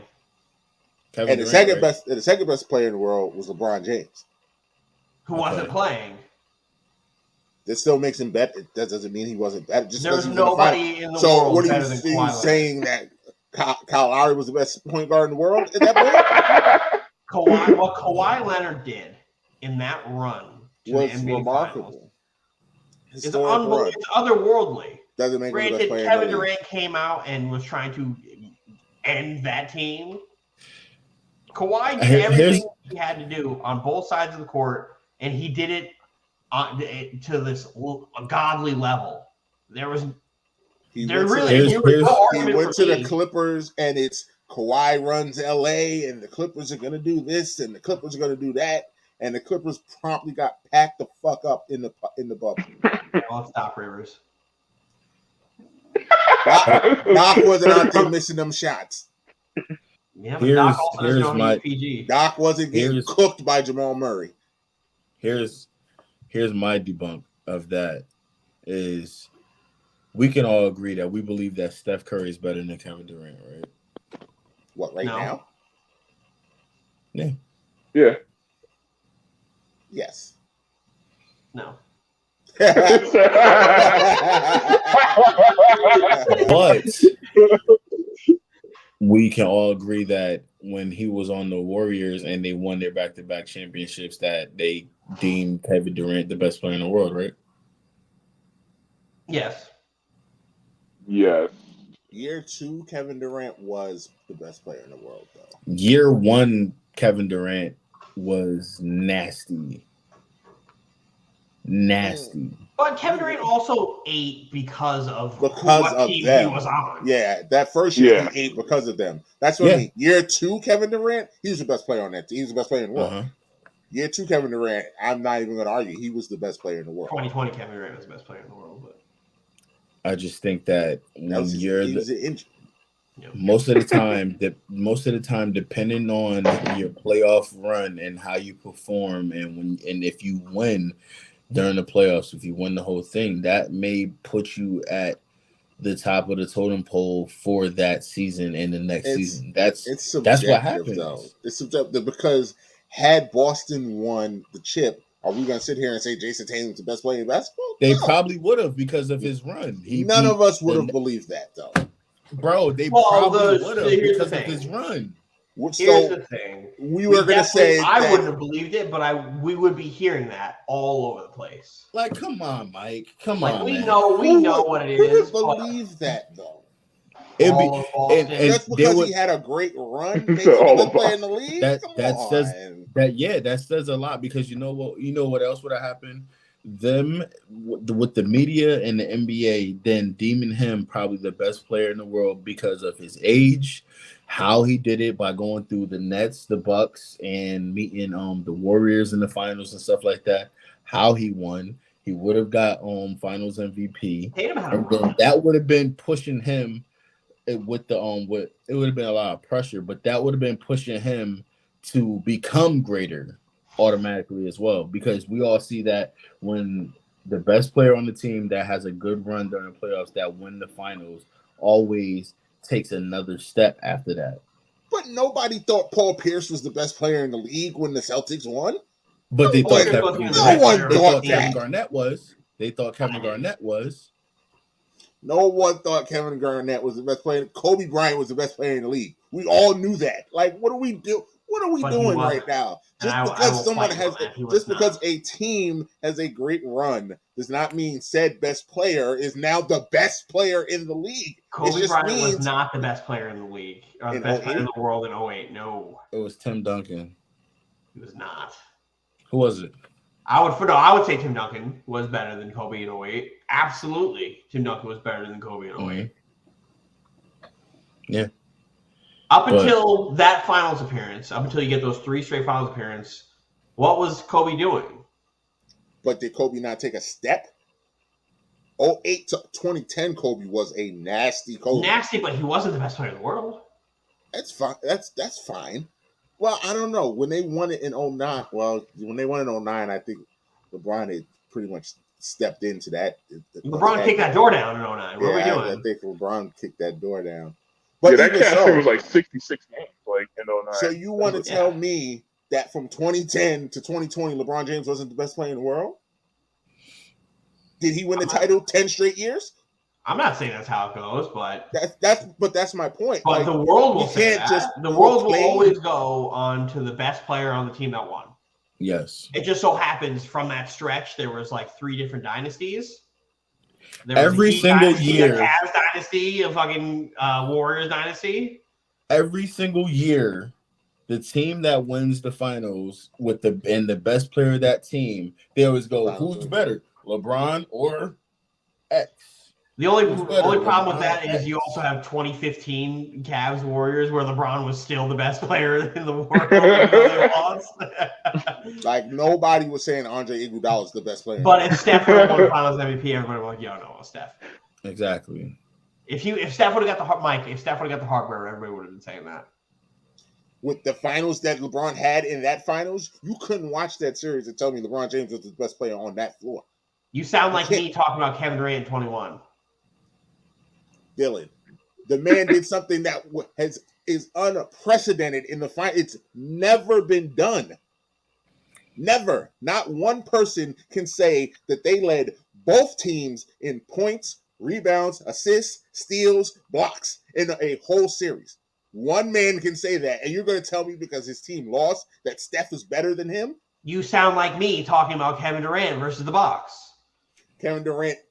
The gap. I bet. Oh no! Let me finish. The gap is not the same. It's not the same gap. Kevin Durant was heads and shoulders the best player in that fucking series. No, he was not the. And why isn't he? Because he didn't win? Because he didn't win? Because the gap between Kevin Durant and Giannis was not as big as the gap between LeBron and Steph. That gap was closer. Is this your ID? Yes. I found it in this wallet. Yes. Does this mean that this wallet is your wallet? So, yeah. Makes sense to me. So this is your wallet. So who had a better series? Did Steph have as good of a series as Giannis did? He did not. He did not. Like, they can play at different levels. Steph could have won Finals MVP. I'm not saying he should have won Finals MVP. That would not have made him the best player in the league. It would have. But I guess Durant getting a 50-point triple-double in a playoff game doesn't make him better than Giannis. Also, winning the Finals MVP does not make you the best player in the league. Unfortunately, but this is not the right argument. That scenario is not the right argument for this that we're talking about. Kawhi was the best player in the NBA that year. LeBron had got injured. They didn't make the play. Did they make the playoffs that year? They didn't. They didn't make the playoffs that year. When Kawhi and the Raptors went against Kevin Durant and the Warriors earlier that year, they had a battle where Kawhi had like 39 or something like that. KD had like 40 something, but the Raptors won. They blew the Warriors out that day. They blew them out. So like when you want to say, all right, I think Kevin Durant might have been the better player or anything like that. When you try to look at matchups, but his team lost. I can say, we matched up. I had a good game. You had a good game. We won. I'm on a better team. They can say that. Exactly. You're on a better team. It doesn't make you better. It means you're on a better team. They weren't as injured when they played them in the beginning of the season. They had Draymond Green. They had Mike's hating. It's just hate because they had a full roster team when they played during the season, Mike, and they got blown out. Go back and look at the score. James, just because one team beats another team does not mean best player on said team is better than best player on other team. That's not how that works. Kawhi also went too. Hold on, Dylan. But Kevin, we all know Kevin Durant is a scorer, right? So all he did to impact that game was score a lot of points. They lost by a lot. They lost by like 20, 30 points that game. The Warriors lost to the Raptors by like 30 points. Kevin Durant scored like 47, maybe 50 points. Kawhi Leonard scored 39 points, but he had a bigger impact on the game because he played hella defense too. They blew the Warriors out that game. He blew them out. Okay. I'm going to look up that score right now, and I'm going to tell you. But, again, my point to that is you can pull that up and say all of that. That does not mean that Kawhi is better than Kevin Durant. Like, that doesn't just unequivocally mean Kawhi's better because his team won and he had a bigger impact. No, it just means he had a better team. Like, how many times have we sat here and when me, Dylan, and Anthony went to Texas Roadhouse, we sat here and watched LeBron carry that dead, decrepit Miami Heat team against that Spurs team and watch him get ran off the floor. And you telling me LeBron wasn't the best player out there? Come on. Like, let's not do that. Like, we can separate the two. Like, stop. Like, both can be true. You can be the Finals MVP and not be the best player in the league. Like, I agree with you, but the unfortunately the NBA world doesn't. The NBA world operate like that. Way. That's on them. But like, I will disagree with you. I do think at that point Kawhi Leonard was the best player in basketball. To have the best player in basketball be elite on both ends of the floor just doesn't happen like that. Because say what you want about Giannis winning Defensive Player of the Year and MVP in the same season. Giannis is not a good defender. Giannis is really not a good defender. I wouldn't say he's a bad defender. He's a good rim protector, but when it comes to like sitting down in the chair and playing defense, he's not. He can't guard. He has trouble with guards. He has trouble with people who are faster than him. But anyone, Kawhi does not. Small forwards and power forwards, Giannis does clamp them up though. Does he? He does. He does. Does he? He's a good defender. He's a good defender. Like I said, I don't think he's the best defender in the league, but I don't think he's Rudy Gobert. Rudy Gobert, we all know the real deal about Rudy Gobert. But Kawhi being as good as he is offensively and defensively, there's really not another one like him. And there's very much so for argument for healthy Kawhi Leonard this year being the best player in basketball. We're going to see. The hate for Kawhi is unnecessary. We're going to see. I just know. Because if you loved Michael Jordan's game, you would really like Kawhi Leonard's game. It's very similar. He's very efficient. Exactly. And Jordan wasn't? Yeah, Jordan didn't have a bag. But I was going to say Jordan. Incredibly efficient. Jordan could be a gunner. Now, granted, he's Michael Jordan. He's Michael Jordan. So if he wants to shoot the ball 25, 30 times, I ain't going to tell him no. But he could. I don't want to say he was incredibly efficient. Kawhi's had to do that too, though. He could be a gunner. Kawhi's had to do that where he's had to shoot the ball like 40 times a game. And he does that at a great clip. I'm not saying that Kawhi. I'm not even saying Kawhi is not a superstar. Kawhi is absolutely a superstar. I don't know. Like I said, I don't know what he's going to be this year because he had a very significant injury. But I'm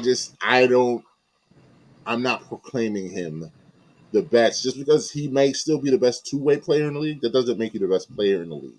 If Kawhi is as funny as that, as weird as that sounds. Well, if he comes back without a hitch, yeah, he's a top 5 player in the league. If he comes back without a hitch, and if you could be a top 5 player, you could be a top 1 player.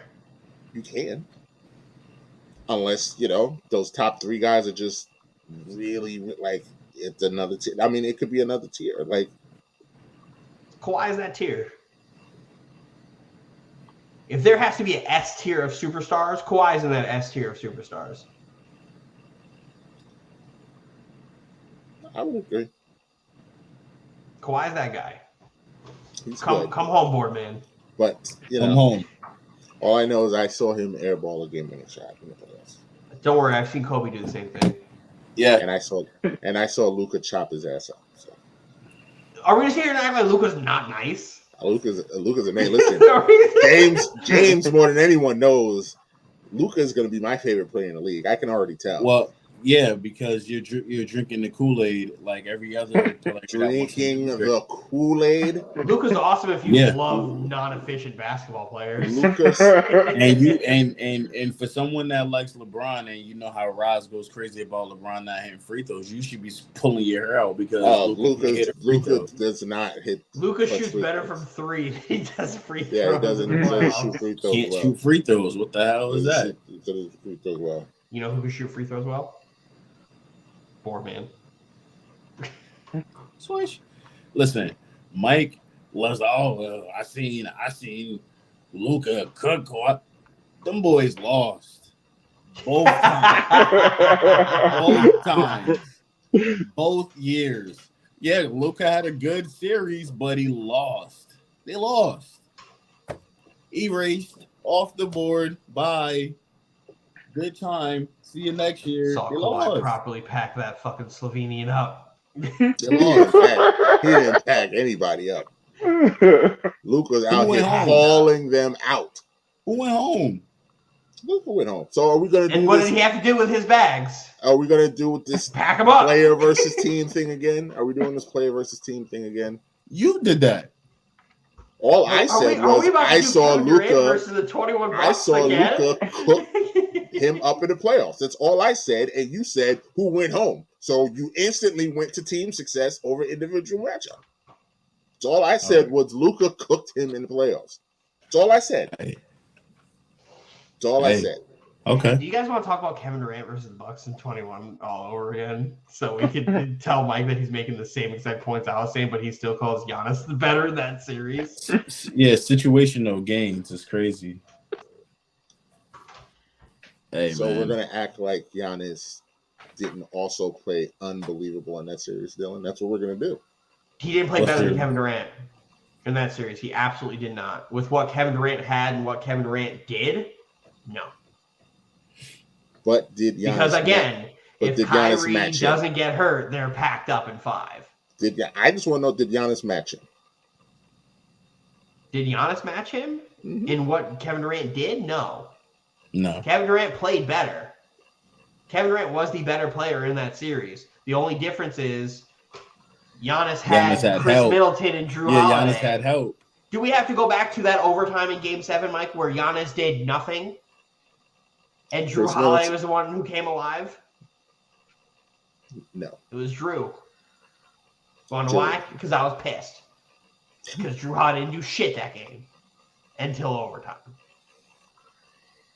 Kevin Durant was clearly the better player in that series. And even though they lost, I will die on that hill that Durant in 21 was the best player in the fucking world. And there was nobody better than him. Because what he was doing with Jeff Green and Blake Griffin was ridiculous. Mike James. Love me some Mike James. I would say that's your guy, though. I love Mike James. I want Mike James to come back.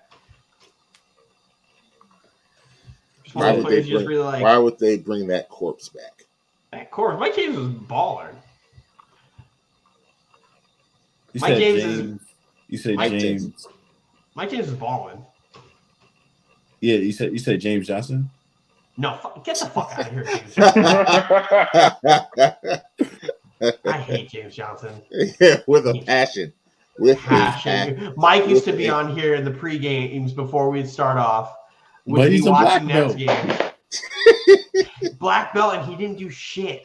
Oh. Like, he was supposed to bring in and just sit on the bench. I used to hype him up so much doing absolutely nothing. And I would sit there and hype up every little thing he did just to irritate Dylan. Dylan, did you see that hustle? Did you see that box out? Did you see that box out, Dylan? Look at that.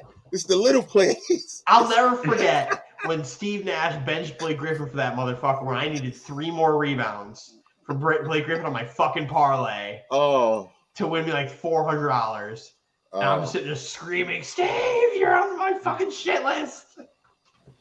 Oh, man. Fuck James Johnson. We got Markieff Morris, who's scared of Jokic's family. I can't wait. I think I put that in the chat. I've never anticipated Nets Nuggets more than I will this year. Especially when they go to Denver. Can't wait. They immediately made another Twitter page. I think that their Twitter pages are the fucking best. I'm a very big fan of the Jokic Bros on Twitter. Love it. Love it. We have only 2 more things. We would be remiss if we did not talk about Aaron Judge. Because, like I said, it didn't happen tonight when we're filming this, which I'm upset, but I'm actually kind of happy because I really want him to break that record against the Red Sox because I fucking hate the Red Sox. So I'm kind of happy with that. I was scared because the Pirates are absolutely terrible. And at any given moment, Aaron could have hit a home run off of them. But Aaron Judge took the bitch way out and walked him in the fucking bottom of the 8th. It was fun. You could feel it. I could feel it. Me, Anthony, and Dylan were all sitting here, and we was like, oh, this might be it. The Yankees rallied in the 8th inning, up by like 6 runs. Just to get Judge another at-bat. And the Pirates walked him. Oh. And it's the perfect wrestling asshole chant that broke out. Asshole, asshole. And then he proceeds to give up a 3-run home run. Yep. Immediately after. Here's a question. Where would Judge rank right now, like amongst non-steroid users as far as like the home run record? It would be 1, right? Because it would be the American League. Oh, yeah, 2, because it would be the American League clean record. Yep. Oh, okay. So I'm shocked that this isn't. Well, actually, I felt it today while I was watching ESPN and going through my circles with sports shows. I kind of felt it today that everybody was kind of like, all right, like this is special. This is something's happening here that we really need to be watching. And I felt that electricity as I was watching the game. I felt the electricity in the ballpark. Like me and Mike were talking, we were like, yo, it feels like the Yankees are fucking back. That's how it really feels like the energy is there. Yeah, it feels like something special is happening. I'm not saying we're gonna win the fucking World Series. Yeah, I told you, Dylan. I'm not gonna say that, but like the Dodgers energy that's playing right now is fucking. Ever. It's very fun to be a Yankee fan right now, especially after the August that we had. Because we had a horrendous August. Dylan, you saw what I said, man. This is great. Just for Judge to leave us and go to the Red Sox next season. I don't see the Red Sox doesn't scare me because the Red Sox already paying their own guys. Yeah, like the Red Sox have gotten incredibly cheap all of a sudden. What scares me is the Mets. The Mets scare me. Because their owner has Uncle Stevie is not scared to spend money. Yeah, he has unlimited funds, and he will throw that money. The Mets. It would be the most Yankee thing to happen. Well, what kind of contract do you think Judge is going to want to command? Oh, whatever he wants, blank check. Saying, I don't know. Whatever he wants. I'm thinking he might get. He's going to be somewhere between $35 and $40 million a year. Mm-hmm. Which is for 10 years. For 7 to 10 years. 7 to 10 years. Yeah. Because he's 31 right now. I think he'll get 10.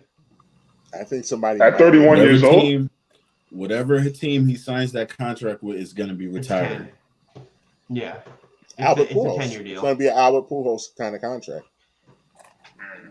Well, like whether like we want a 10-year deal or not, like you got to give it to him. You have to make him a lifetime Yankee. There's no way you can have. This is literally the single greatest season of a contract player ever. Yeah, ever. Any sport. Any sport. I dare you to find me someone who had a better contract year than this. Like, I mean, he has to finish it off. He has to finish it off, but you go find me statistically who had a better contract year. If he broke his leg right now, I would still say this is the best ever. If he couldn't play for the rest of the season, like me and Mike said this too. It's like, okay, cool. If you would have told me at the beginning of the season Aaron Judge is going to hit 60 home runs, I'm like, wow, okay, all right, doable. If you would have said, hey, he's also going to be batting like 317, I'm like, yeah, all right, okay, he's like 275, 280. You're like, oh, he's also going to lead the league in runs, home runs, RBIs, WAR, like everything. He's like 10 different categories. His WAR is godlike right now. Like, you couldn't build a player that would give you more wins at the position than Aaron Judge right now. Yeah. Like, I've never seen anything like this. Like, outside of Barry Bonds. Outside of Barry Bonds, because that was a cheat code those couple of years. That 73, because of the steroids, people don't talk about that 73 season, 73 home run season. That is unbelievable. The amount of difficulty. Alleged, Mike. Alleged. I mean, it's probably not alleged, but alleged. But the fact that man would see at maximum 2 or 3 hittable pitches a game, and 1 or 2 of them would go in the seats is unbelievable.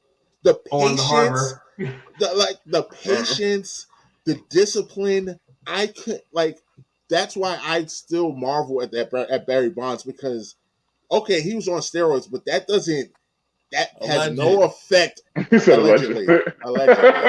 Man, he was on steroids. He was on steroids, man. He was a Hall of Famer before the steroids. He took steroids, man. Before it. No, allegedly, man. He was not. No. They said he unknowingly took steroids.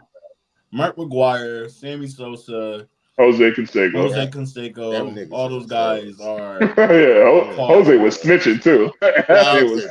Them dudes on steroids. Jose snitched on all of them. We've seen this run though. We've seen this before. You guys heard of Linsanity before?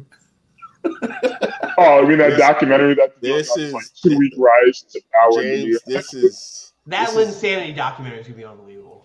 I can't believe that 30 for 30 is gonna be great. I can't believe that this is at documentary levels. Like, I just don't understand. I'm Team Carmelo in this. I don't understand what all this hype is about. Like, what are we doing? He was good for 2 weeks. Like 2 weeks. 2 weeks he was good. This? He was Why good do we act like the this Knicks man were on the top of the world? It was more than 2 weeks. No, It was 2 weeks. It was a 2-week stretch. Wasn't the pinnacle when they beat the Lakers? Mm-hmm. He outplayed Kobe Bryant. Like he actually outplayed Kobe. He did not. No, he didn't Kobe. outplay He outplayed Kobe in really, one really quarter. Well. He had a good fourth quarter. Like the worst part about Linsanity, it all started with us.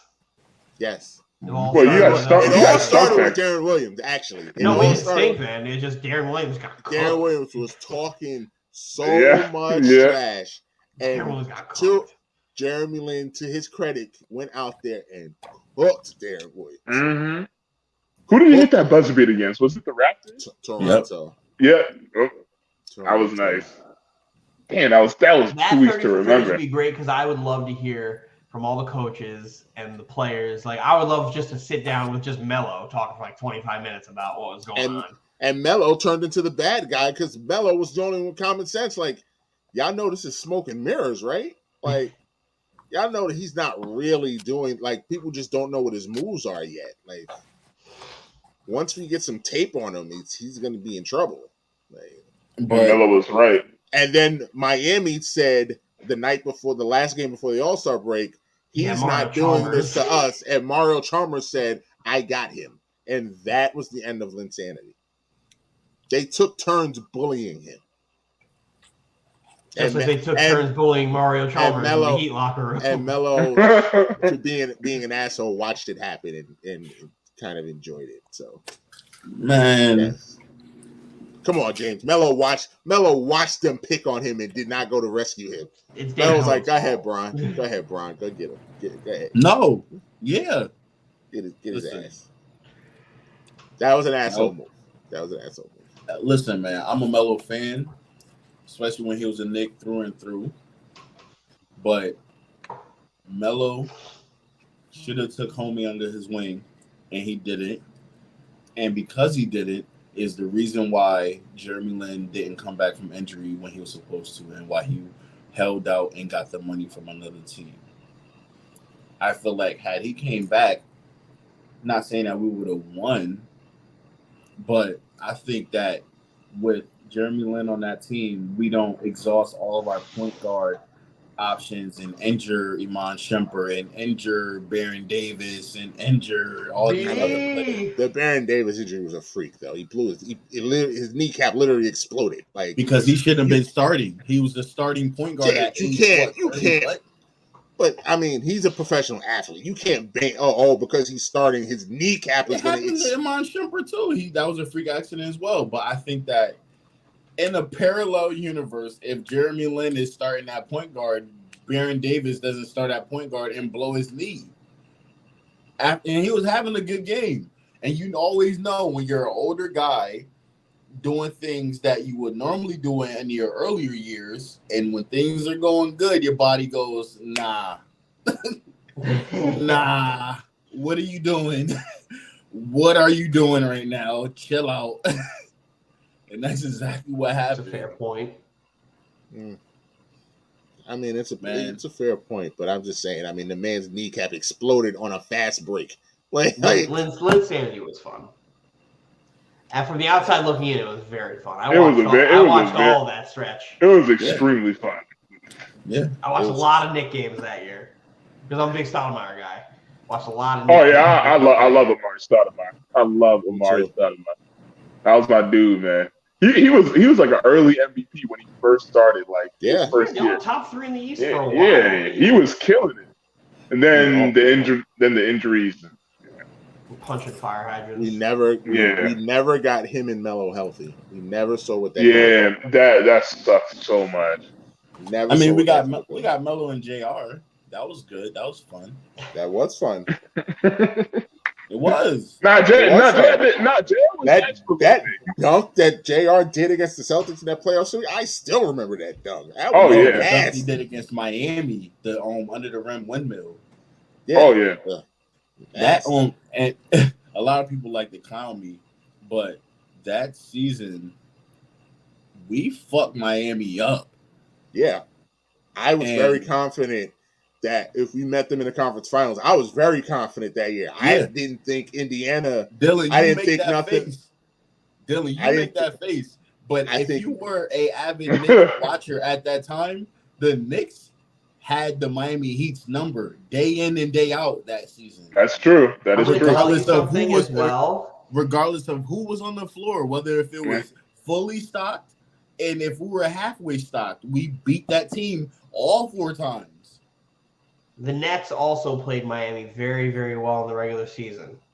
And then when we matched up in the playoffs, we got our doors blown off.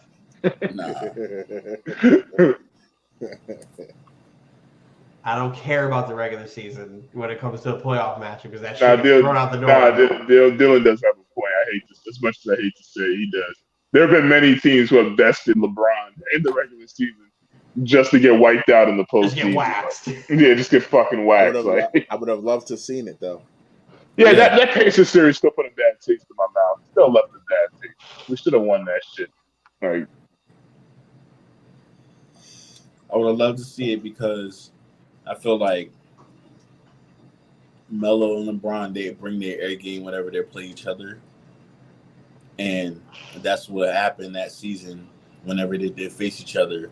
And whenever they did face each other every season after that. Just like, what was that? What year was that we went to Virginia, Mike, that we watched that game? Oh, listen to the play-by-play in the car for our 2013? Yeah, that might have been 2012. Opening night, 2013. Cavs oh no, it was Knicks. No, Cavs versus Knicks. That 2013. No, that was 15 because that was his first game back in Cleveland. So it was 15. Yeah, and I remember because they did all that grandstanding before the game. Back they had the little glow sticks. Everybody did the powder throw. It was all popping circumstances, and the Knicks promptly went out there and blew their doors off in Cleveland that first night. And then they ran outside and started screaming, "Fuck Trae Young." It had nothing to do with anything. Because that's the Knicks thing to do. I can't wait for this season to start. I can't wait. I can't wait for our NBA show. I can't wait. One more month. Can't wait for another season of the Knicks not beating the Nets to increase the days. You better hope, Dylan. I don't care if the Knicks go 1-81. That one against Brooklyn, turn your phone off. Turn it off. Because I'm talking shit for the rest of the year. I mean, Mike, that's the most Knicks thing of all time to be obsessed over one game. Just like we beat your ass like a drum. Hey, man, it's the difference between 17 and 82. Can't wait. Turn it off. Beat that ass like a drum became a staple on this pod. Hey, man. Turn it off. And Mike, in what world? Oh God. Oh God. Wait, what the hell is that? Dylan kicked him out the chat. I don't need to hear it. Nope. Not hearing it. Not before the season I'm just starts. saying, man. In what world do we live in where if the Knicks were to get it together this season against the Nets? Not saying that we'll do anything much more. I think we'll be a middle of the pack. It'll be about time. Because it's been 3 years. That's a good way to put it, but that's not how I'm looking at it. Yeah, of course not. Because we're looking at it in a completely different way. Yeah, man. And look at it and say this is a lottery team, like some other Net fans have been saying. This team doesn't even really belong here. They're not going to do much else. And then if we spank the Nets throughout the season, that would be a tough pill to swallow. Mm-hmm. But the cool thing is, we don't live in that world. And it's all hyperbole. Mm-hmm. Because the only world we live in is where the world where the Knicks haven't beaten the Nets in like 3 years. Mm-hmm. I think we're rapidly definitely should have had 800 and something days. Well, we definitely should have had at least one. You should have had at least one last. Yeah, we blew that crazy lead. Quiet. We blew that insane lead. Oh my god! Was Mike quiet? How big of a lead did we have in that game? Yeah, Mike, how big of a lead did you guys have in that game? I don't remember. Before Cam Thomas came and just fucking dropped the dagger on a step back 3 to fucking put y'all bitch asses away. Mike was sick. Mike was sick. No adjustments by Coach Tibbs. No adjustments. No substitutes. Continue to let the pick and roll happen. I was just like, what? Screaming at the TV, like, why do you keep on letting this pick and roll happen? Why do you keep having this mismatch happen? Why are you not subbing someone out? Why are you not putting the player that you want to guard him on the opposite player so when they do the pick and roll, they can do the switch? Rookie Cam Thomas went in there in 8. I'm just second half erupted. Just a fan watching. I'm not the one getting paid what's the window until we like try to get Tibbs out of here? When is enough? All-Star. The Knicks have to be doing something by the All-Star break. Yeah. I think it goes the whole season again. Yeah, I'll give it the season. I give it the season because I don't see. The Knicks are not in an area where it's like, oh, we need. If this isn't populating into wins by this marker, we need to make a change. Jimmy Dolan and all those guys, they're very comfortable. They don't see a need for that. They know that they just need a competitive, compassionate brand of players on the team that's gonna bring fans in and get all the fans riled up, and they're gonna still fill seats and everything like that. It is what it is. I disagree only because when it gets bad with the Knicks, it gets bad quick. And how long has Tibbs been there? 2 years? Yeah. If the fans turn, it can get ugly quick. And as we know, Dolan succumbs to pressure from the fans very quickly. Yes, he does not. Yes, he did. He fired Mike Woodson midseason. How long was he there for, Mike Woodson? Woodson was there for 3 years. He got fired in year 3. Yeah, got fired in year 3. Year 3. Jeff Hornacek, Derek Fisher. Like they all last just a couple years, and then the fans come. Those two guys that you named just now, I felt like they were going to go sooner than that because they had a shorter leash because there are 2 new coaches. That was their first gig, both of them. Mike Woodson wasn't a first gig coach. He had been on winning teams as assistant coaches as well. He had a 50-win coach of the year season. He had a bad injury-plagued season, and then got fired in the middle of the next season. And why is that? Because the fans turned and started booing and chanting, and Dolan said, let me." He chose his franchise player over the coach. He chose Melo over the coach. That's why. Him and Melo did not get along. Opinion on when Tibbs will get fired.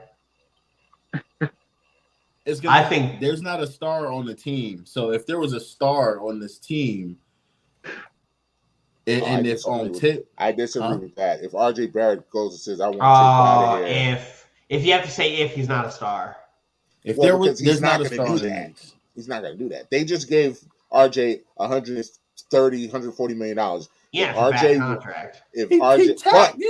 But they gave him the money. No, he's got a 4-year contract. He's going to be on the next 3 years. Yeah, he's got a 4-year. Anthony, don't out here and defend that contract when you said you wouldn't give him that shit. But we're not talking. I'm just saying they gave him. No, I said he's not worth the max. They gave him that money. RJ has power. If RJ has zero power. The Knicks just invested in him. A rookie max is not power. Well, he's not on the rookie max. Not power. He's not on the rookie max. They could have. The rookie max for him was like 185. We only gave him $120. I tell you, that makes you have less power. If that team starts struggling and RJ said, "I want Tibbs got to go," Tibbs is going to be gone. If we're hovering around 500 by the All-Star, I think he'll. I think Tibbs gets fired if you have a slow start. But what's a slow start? Like, how slow are we talking? In the first 20 games, you guys are like losing like shittily. He's out. Losing in shitty ways. He's out. But what's record wise? Like, what kind of record? A slow start in the 20. Yeah, before Christmas, absolutely. You think you think Dolan gives a fuck about these people's families? He's getting paid. Fired before Christmas. No, if they start off real slow, like if they start off like in the first 10 games, like 2-8. He's not getting fired for 2-8. Yeah, I would say out of 20, and you start off 2-8, and then it like starts to trickle down. I don't see him being there very long. And then just accelerate the process. I think there's a realistic chance he could get fired midseason, but I'm fucking praying Steve Nash gets fired immediately. All-Star break. Steve Nash couldn't get fired fast enough. Steve Nash is the one that can't afford a slow start. That's who can't afford a slow start. I give Steve Nash 30 games. If he's still on a roster in 30, if he's still the head coach of the team in 30 games, he ain't going nowhere. That's what so mad. He can't afford a slow start. If the Nets get off to a slow start, he's gonna be out of there. Yeah, he's gonna be done. Quick, fast, and in a hurry. But I don't want a slow start. And then that's what sucks. They won't promote Kevin Durant to player coach. Yeah, right. Hell no. Him or Kyrie, they can do the job. They will never. All right. Look at Mike trying to create a false narrative. So much venom in his heart for that. So much venom for this team. You think they'd do something to him, like beat him like every single time they played for the last 3 years. I just hope we get one this year, man.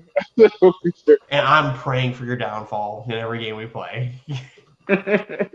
I look forward to the group chat every time the Knicks and Nets play, and it's a dub for us. We're getting one this year, man. We're getting at least. In the words of Kevin Durant to one Evan Fournier, throw petite. You're little. Fuck out of here. What you got for me, James? What do you have for me tonight? I'm gonna bring it on.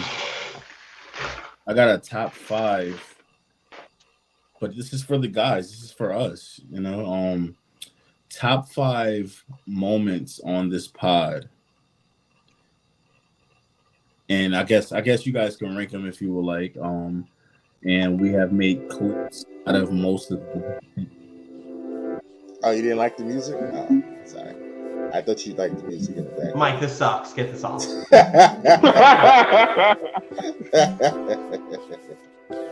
I thought that music would fit James well. Hey, he's stalling because he doesn't know how to stop it. Look. I know. It's off. It's off. Top 5 moments on the pod. All right. This is in no order. We're going to go with the legendary one of Mike eating the Pocky chip.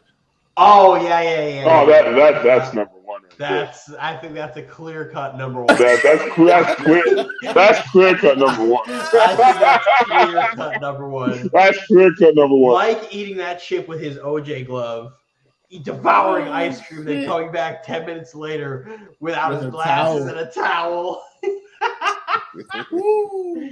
Oh, that's chef's kiss. That's wonderful. That's top 1. Top 1. Oh man, I don't think there's a way. I think that's the winner right there. What else we got? Because man, that's great. Number 2, Roz.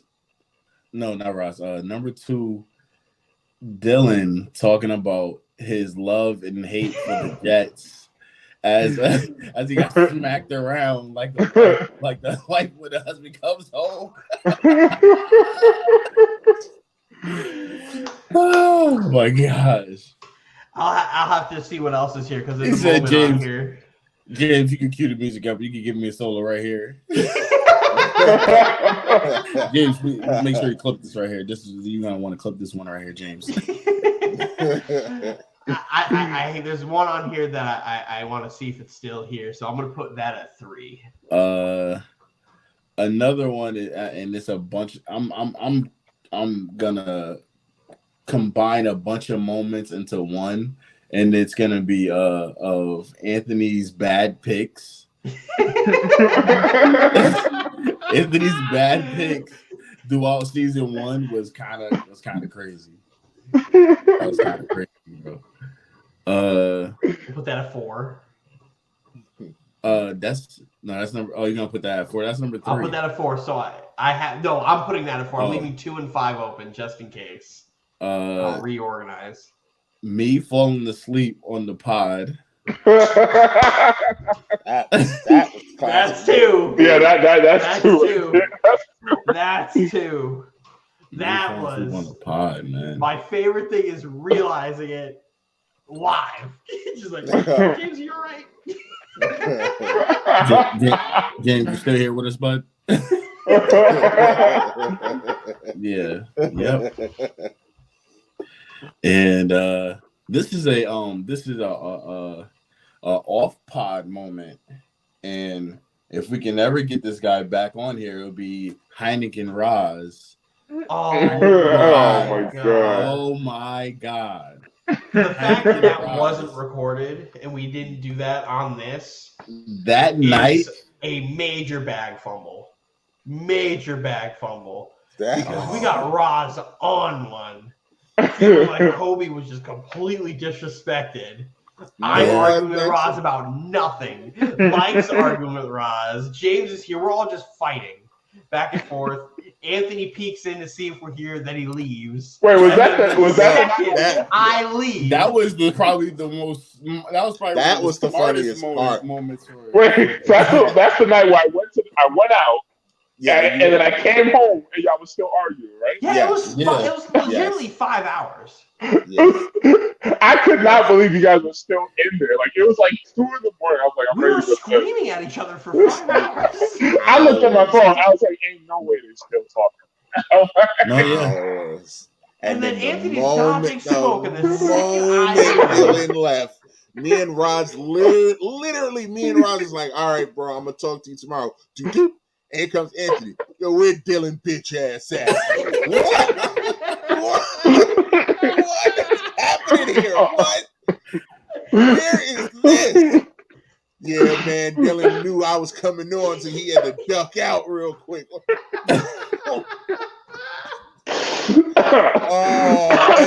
and then Dylan saying, "Oh, I'll hop back on right now," and then Anthony going, "No, I'm going to bed." Good night. Oh, That's why I call Anthony the human smoke detector. The second he gets a little bit of smoke, he starts screaming and he runs away. that's funny. Where's Dylan's bitch ass at? Wow. Hi, Anthony. How are you? Oh, Nah, it was late, man. I had to catch some weed. That was Heineken Rise. I would also throw in. I don't think this moment was captured on air either. Yeah, it wasn't. Dylan ethering Blackheart and his cousin after my God. Oh, you guys did not get that. Yeah, I wish I could have seen Ethering them on. I heard you were mean, bro. On Patriot Knowledge, and I'm sitting here uncomfortable because I'm like, they're never coming back on the show. They're never coming back. They're never coming back. He did this thing that Patriots fans do where you talk shit about the Jets because they're the Jets, not knowing that I know football and I know NFL football and literally have all 32 teams in the NFL.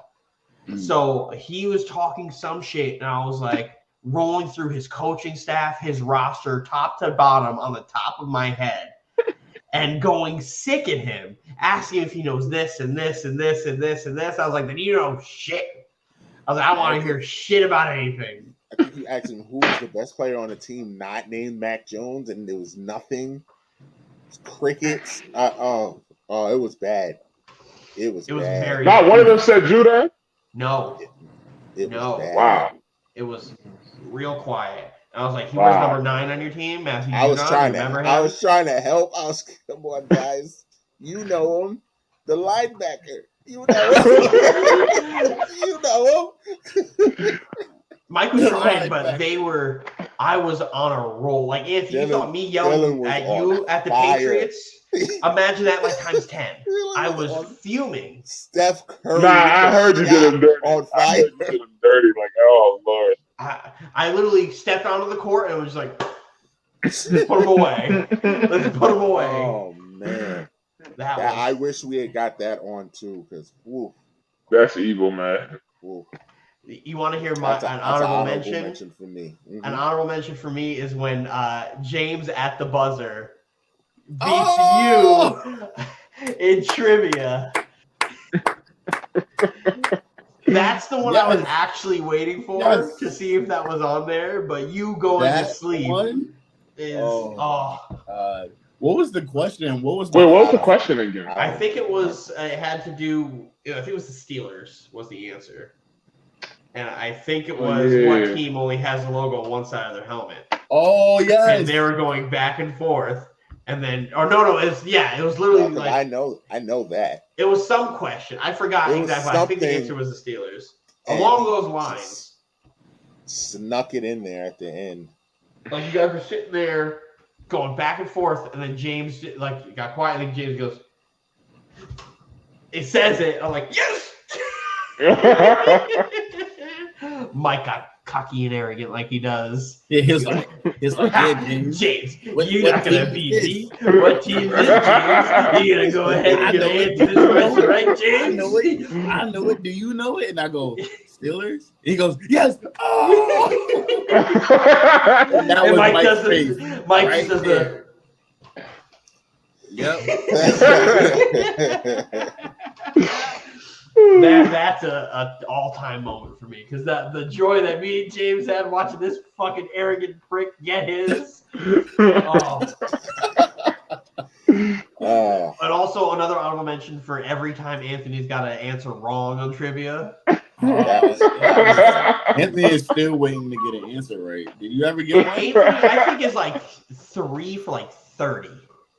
He has a nasty 10%, 10% win rate. It's bad. Trivia. I only promised I was going to get one right, and I eventually got one right. That's the most I promised. You went like 5 shows in a row without getting any right. Without getting anything right. Was it 5 shows in a row? No, it was either 5 or more. It was man. It was bad. This shit. I'll tell you, three's better than none. So I'll just leave it at that. But yeah, that's a good 5 pod moments right there. That's a good moment. We could have done the top 10. I didn't even know there was any. I have to go back and go into the archives and take a look at older episodes to really pull through. Because a lot of it's probably just me yelling. A lot of it's got to be me yelling. No. About something. Some good moments in there. It's been fun. There's going to be more. Can't wait. Okay, I can't wait either. Eventually it will happen. But let's wrap it up. We are running long again. Shocker. Anthony, take us on out of here, Anthony. All righty, yes. Another week, another Raiders loss, but still good. Still get out here, do what I need to do. Follow us on all the major platforms. Follow me on Instagram, Enoch313. Follow me on Facebook. Another great episode, another extremely long one. We got another probably extremely long one next week. And yeah, Enoch out. Top five. Yeah, top 2, and I'm not 2. But yeah, man. Shout out to all the viewers, all the listenership. This is fun. I'm actually in town today. I'm in Connecticut, but I'm heading back home tomorrow. Been here since Monday. This is 2 weeks in a row. I've been potting out of a hotel. Live. Undisclosed location. Live from the telly. But season 2, man, we're still waiting for our two additional counterparts. Mr. B. Moore and Mr. Ben Rubin. Yeah, I got my eye out looking for you guys. But yeah, shout out to the Triple B's chat. That's some fellas that's looking to get up here, especially when the basketball season starts. And go Knicks, man. Follow me on Twitter at Breezy5X. Like I said last time, I'm just up there trolling Mike. Every time he tweets something, whenever he tweets, I got his notifications on.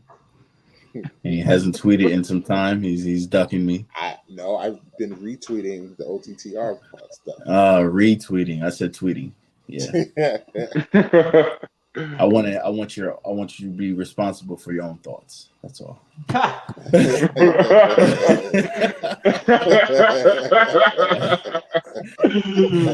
That's all I got, man. Or follow me on Instagram, and that's breezy__bills BILLZ, and I'm out.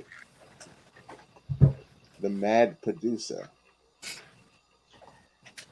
The Jets are 1-1. They have more wins than the Raiders and the Titans combined. It's a wonderful time to be alive. Follow me on Twitter at _podcast copy _ where I live tweet my misery every Sunday and having a great time over here. Keith McPherson, my friend. Hi, how are you? In case you guys don't know, there is a WFAN host who also has a show on MLB Network named Keith McPherson. I talk to him pretty frequently on Twitter. Met him in real life. He's a nice dude. He has a podcast called Talking Nets, and he's looking for a co-host. And Keith, I am your guy. I have a vast knowledge of the Brooklyn Nets team, seeing how I've been rooting for them since I was 12 years old. Stumbled upon them on Yes Network because the Yankees go Yankees. But yeah, I'm your guy, Keith. Produce, edit, co-host, all that good stuff for you, sir. Let's get it done. Good luck, man. Thank you. At least, get a spot on the show or something. Get him to come on here, help us little people out. Hey, Mike, before you go, can you put the four of us in? I have breaking news. Oh, shit. Oh, shit. Yes, there we go. Nope, I don't. No. There we go. Okay. I would say I see it. Celtics coach Ime Udoka had an improper, intimate, and consensual relationship with a female member of the team staff, sources tell The Athletic and Stadium. It's been deemed a violation of franchise's code of conduct. Really? You're going to drop that Nia Long bag, bro? Oh, my God. Well, I mean, Ime. This. So what does that suspension look like? Well, I don't know. I don't know if it's a long, lengthy suspension, I don't know what that looks like. I think it's still. Well, if it's in the Celtics, but if the Celtics have a policy where you can't have inter-office relationships, then it'll be the Celtics that are issuing the suspension. Are they going to do it? So it won't be a year. It won't be a year. But I mean, Christmas, All-Star break. I mean, I don't know. I don't know how seriously the Celtics take this. A significant suspension? I know. What's significant? What's significant? Like 45 games? Significant's like most of the year. Yeah, I'd say like 45 games. What's equivalent to Deshaun Watson's suspension to NBA games? Like 50? 11 games. No, so 11, that's more than half. 11, I would think that's got to be about the All-Star break. 64% of the games. That's about the All-Star. So 82 times 0.64, 52 and a half games would be the equivalent. I can't see them giving him 50. I can see it because I think significant, I'm thinking 45. Significant's more than half the season. I'm thinking 45. I can see 50. Depending on how serious the Celtics want to take it. They're going to settle, and he's going to get less than that. We'll get like 30. 20 because, I mean, he is in the coaches union, so, I mean, I'm sure they're going to fight for him. But it's hard to fight for a guy who's been sleeping around the office. And clearly, this means that they got caught. This means they got caught. That's what I'm saying. Like somebody opened their mouth. So. Well, not in that way, but I'm talking about somebody like speaking and shit. You know, like somebody just couldn't keep it a secret. Like that's what I'm trying to say. Like, good on you, Anthony. I know it wasn't intentional, but that was a good job. No, it wasn't intentional. I swear it wasn't intentional. It just didn't come out right when I said it. But no, he's going to be suspended at least 50 games. Significant is at least 50. Significant is the key word here. Yeah, significant. 30 is not significant. Significant reads more than half. That makes me wonder who the woman is. If is it somebody's daughter? Is it somebody's wife? Is it the owner's wife? Is somebody's? It's somebody's. Wait, what? Woman.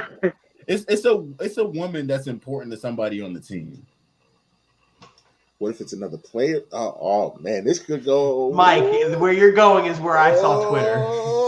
The Twitter shit that I was seeing was like, sounds like some Derek Fisher with players. Who does Tatum? LMA? Nah. He can't get. LMA is so cute, man. He can't get LMA. He got Nia Long. Speaking of Nia Long, I wonder she's probably not happy right now. Yes. You think? So Dylan, in what world do we see him getting served? Nothing. I like Ime, so it's hard for me to root for him to get served divorce papers on Christmas Day. Wait, was he married to Nia Long? Yes. They are. Oh fuck! I forgot. Shit. I thought they were just dating. Oh, no. Yeah. They're married, but she kept her stage name. Yeah. Oh shit! I forgot they were married. Yep. This fucking idiot, man. Shout out to Poppy Solo, who just said Ime Udoka is a slut. Oh man. Live tweets as it happens. As it happens, man. Hit this like, share, subscribe. We got to get out of here because we're going to get in trouble. We're going to get in trouble going down this rabbit hole. Yeah.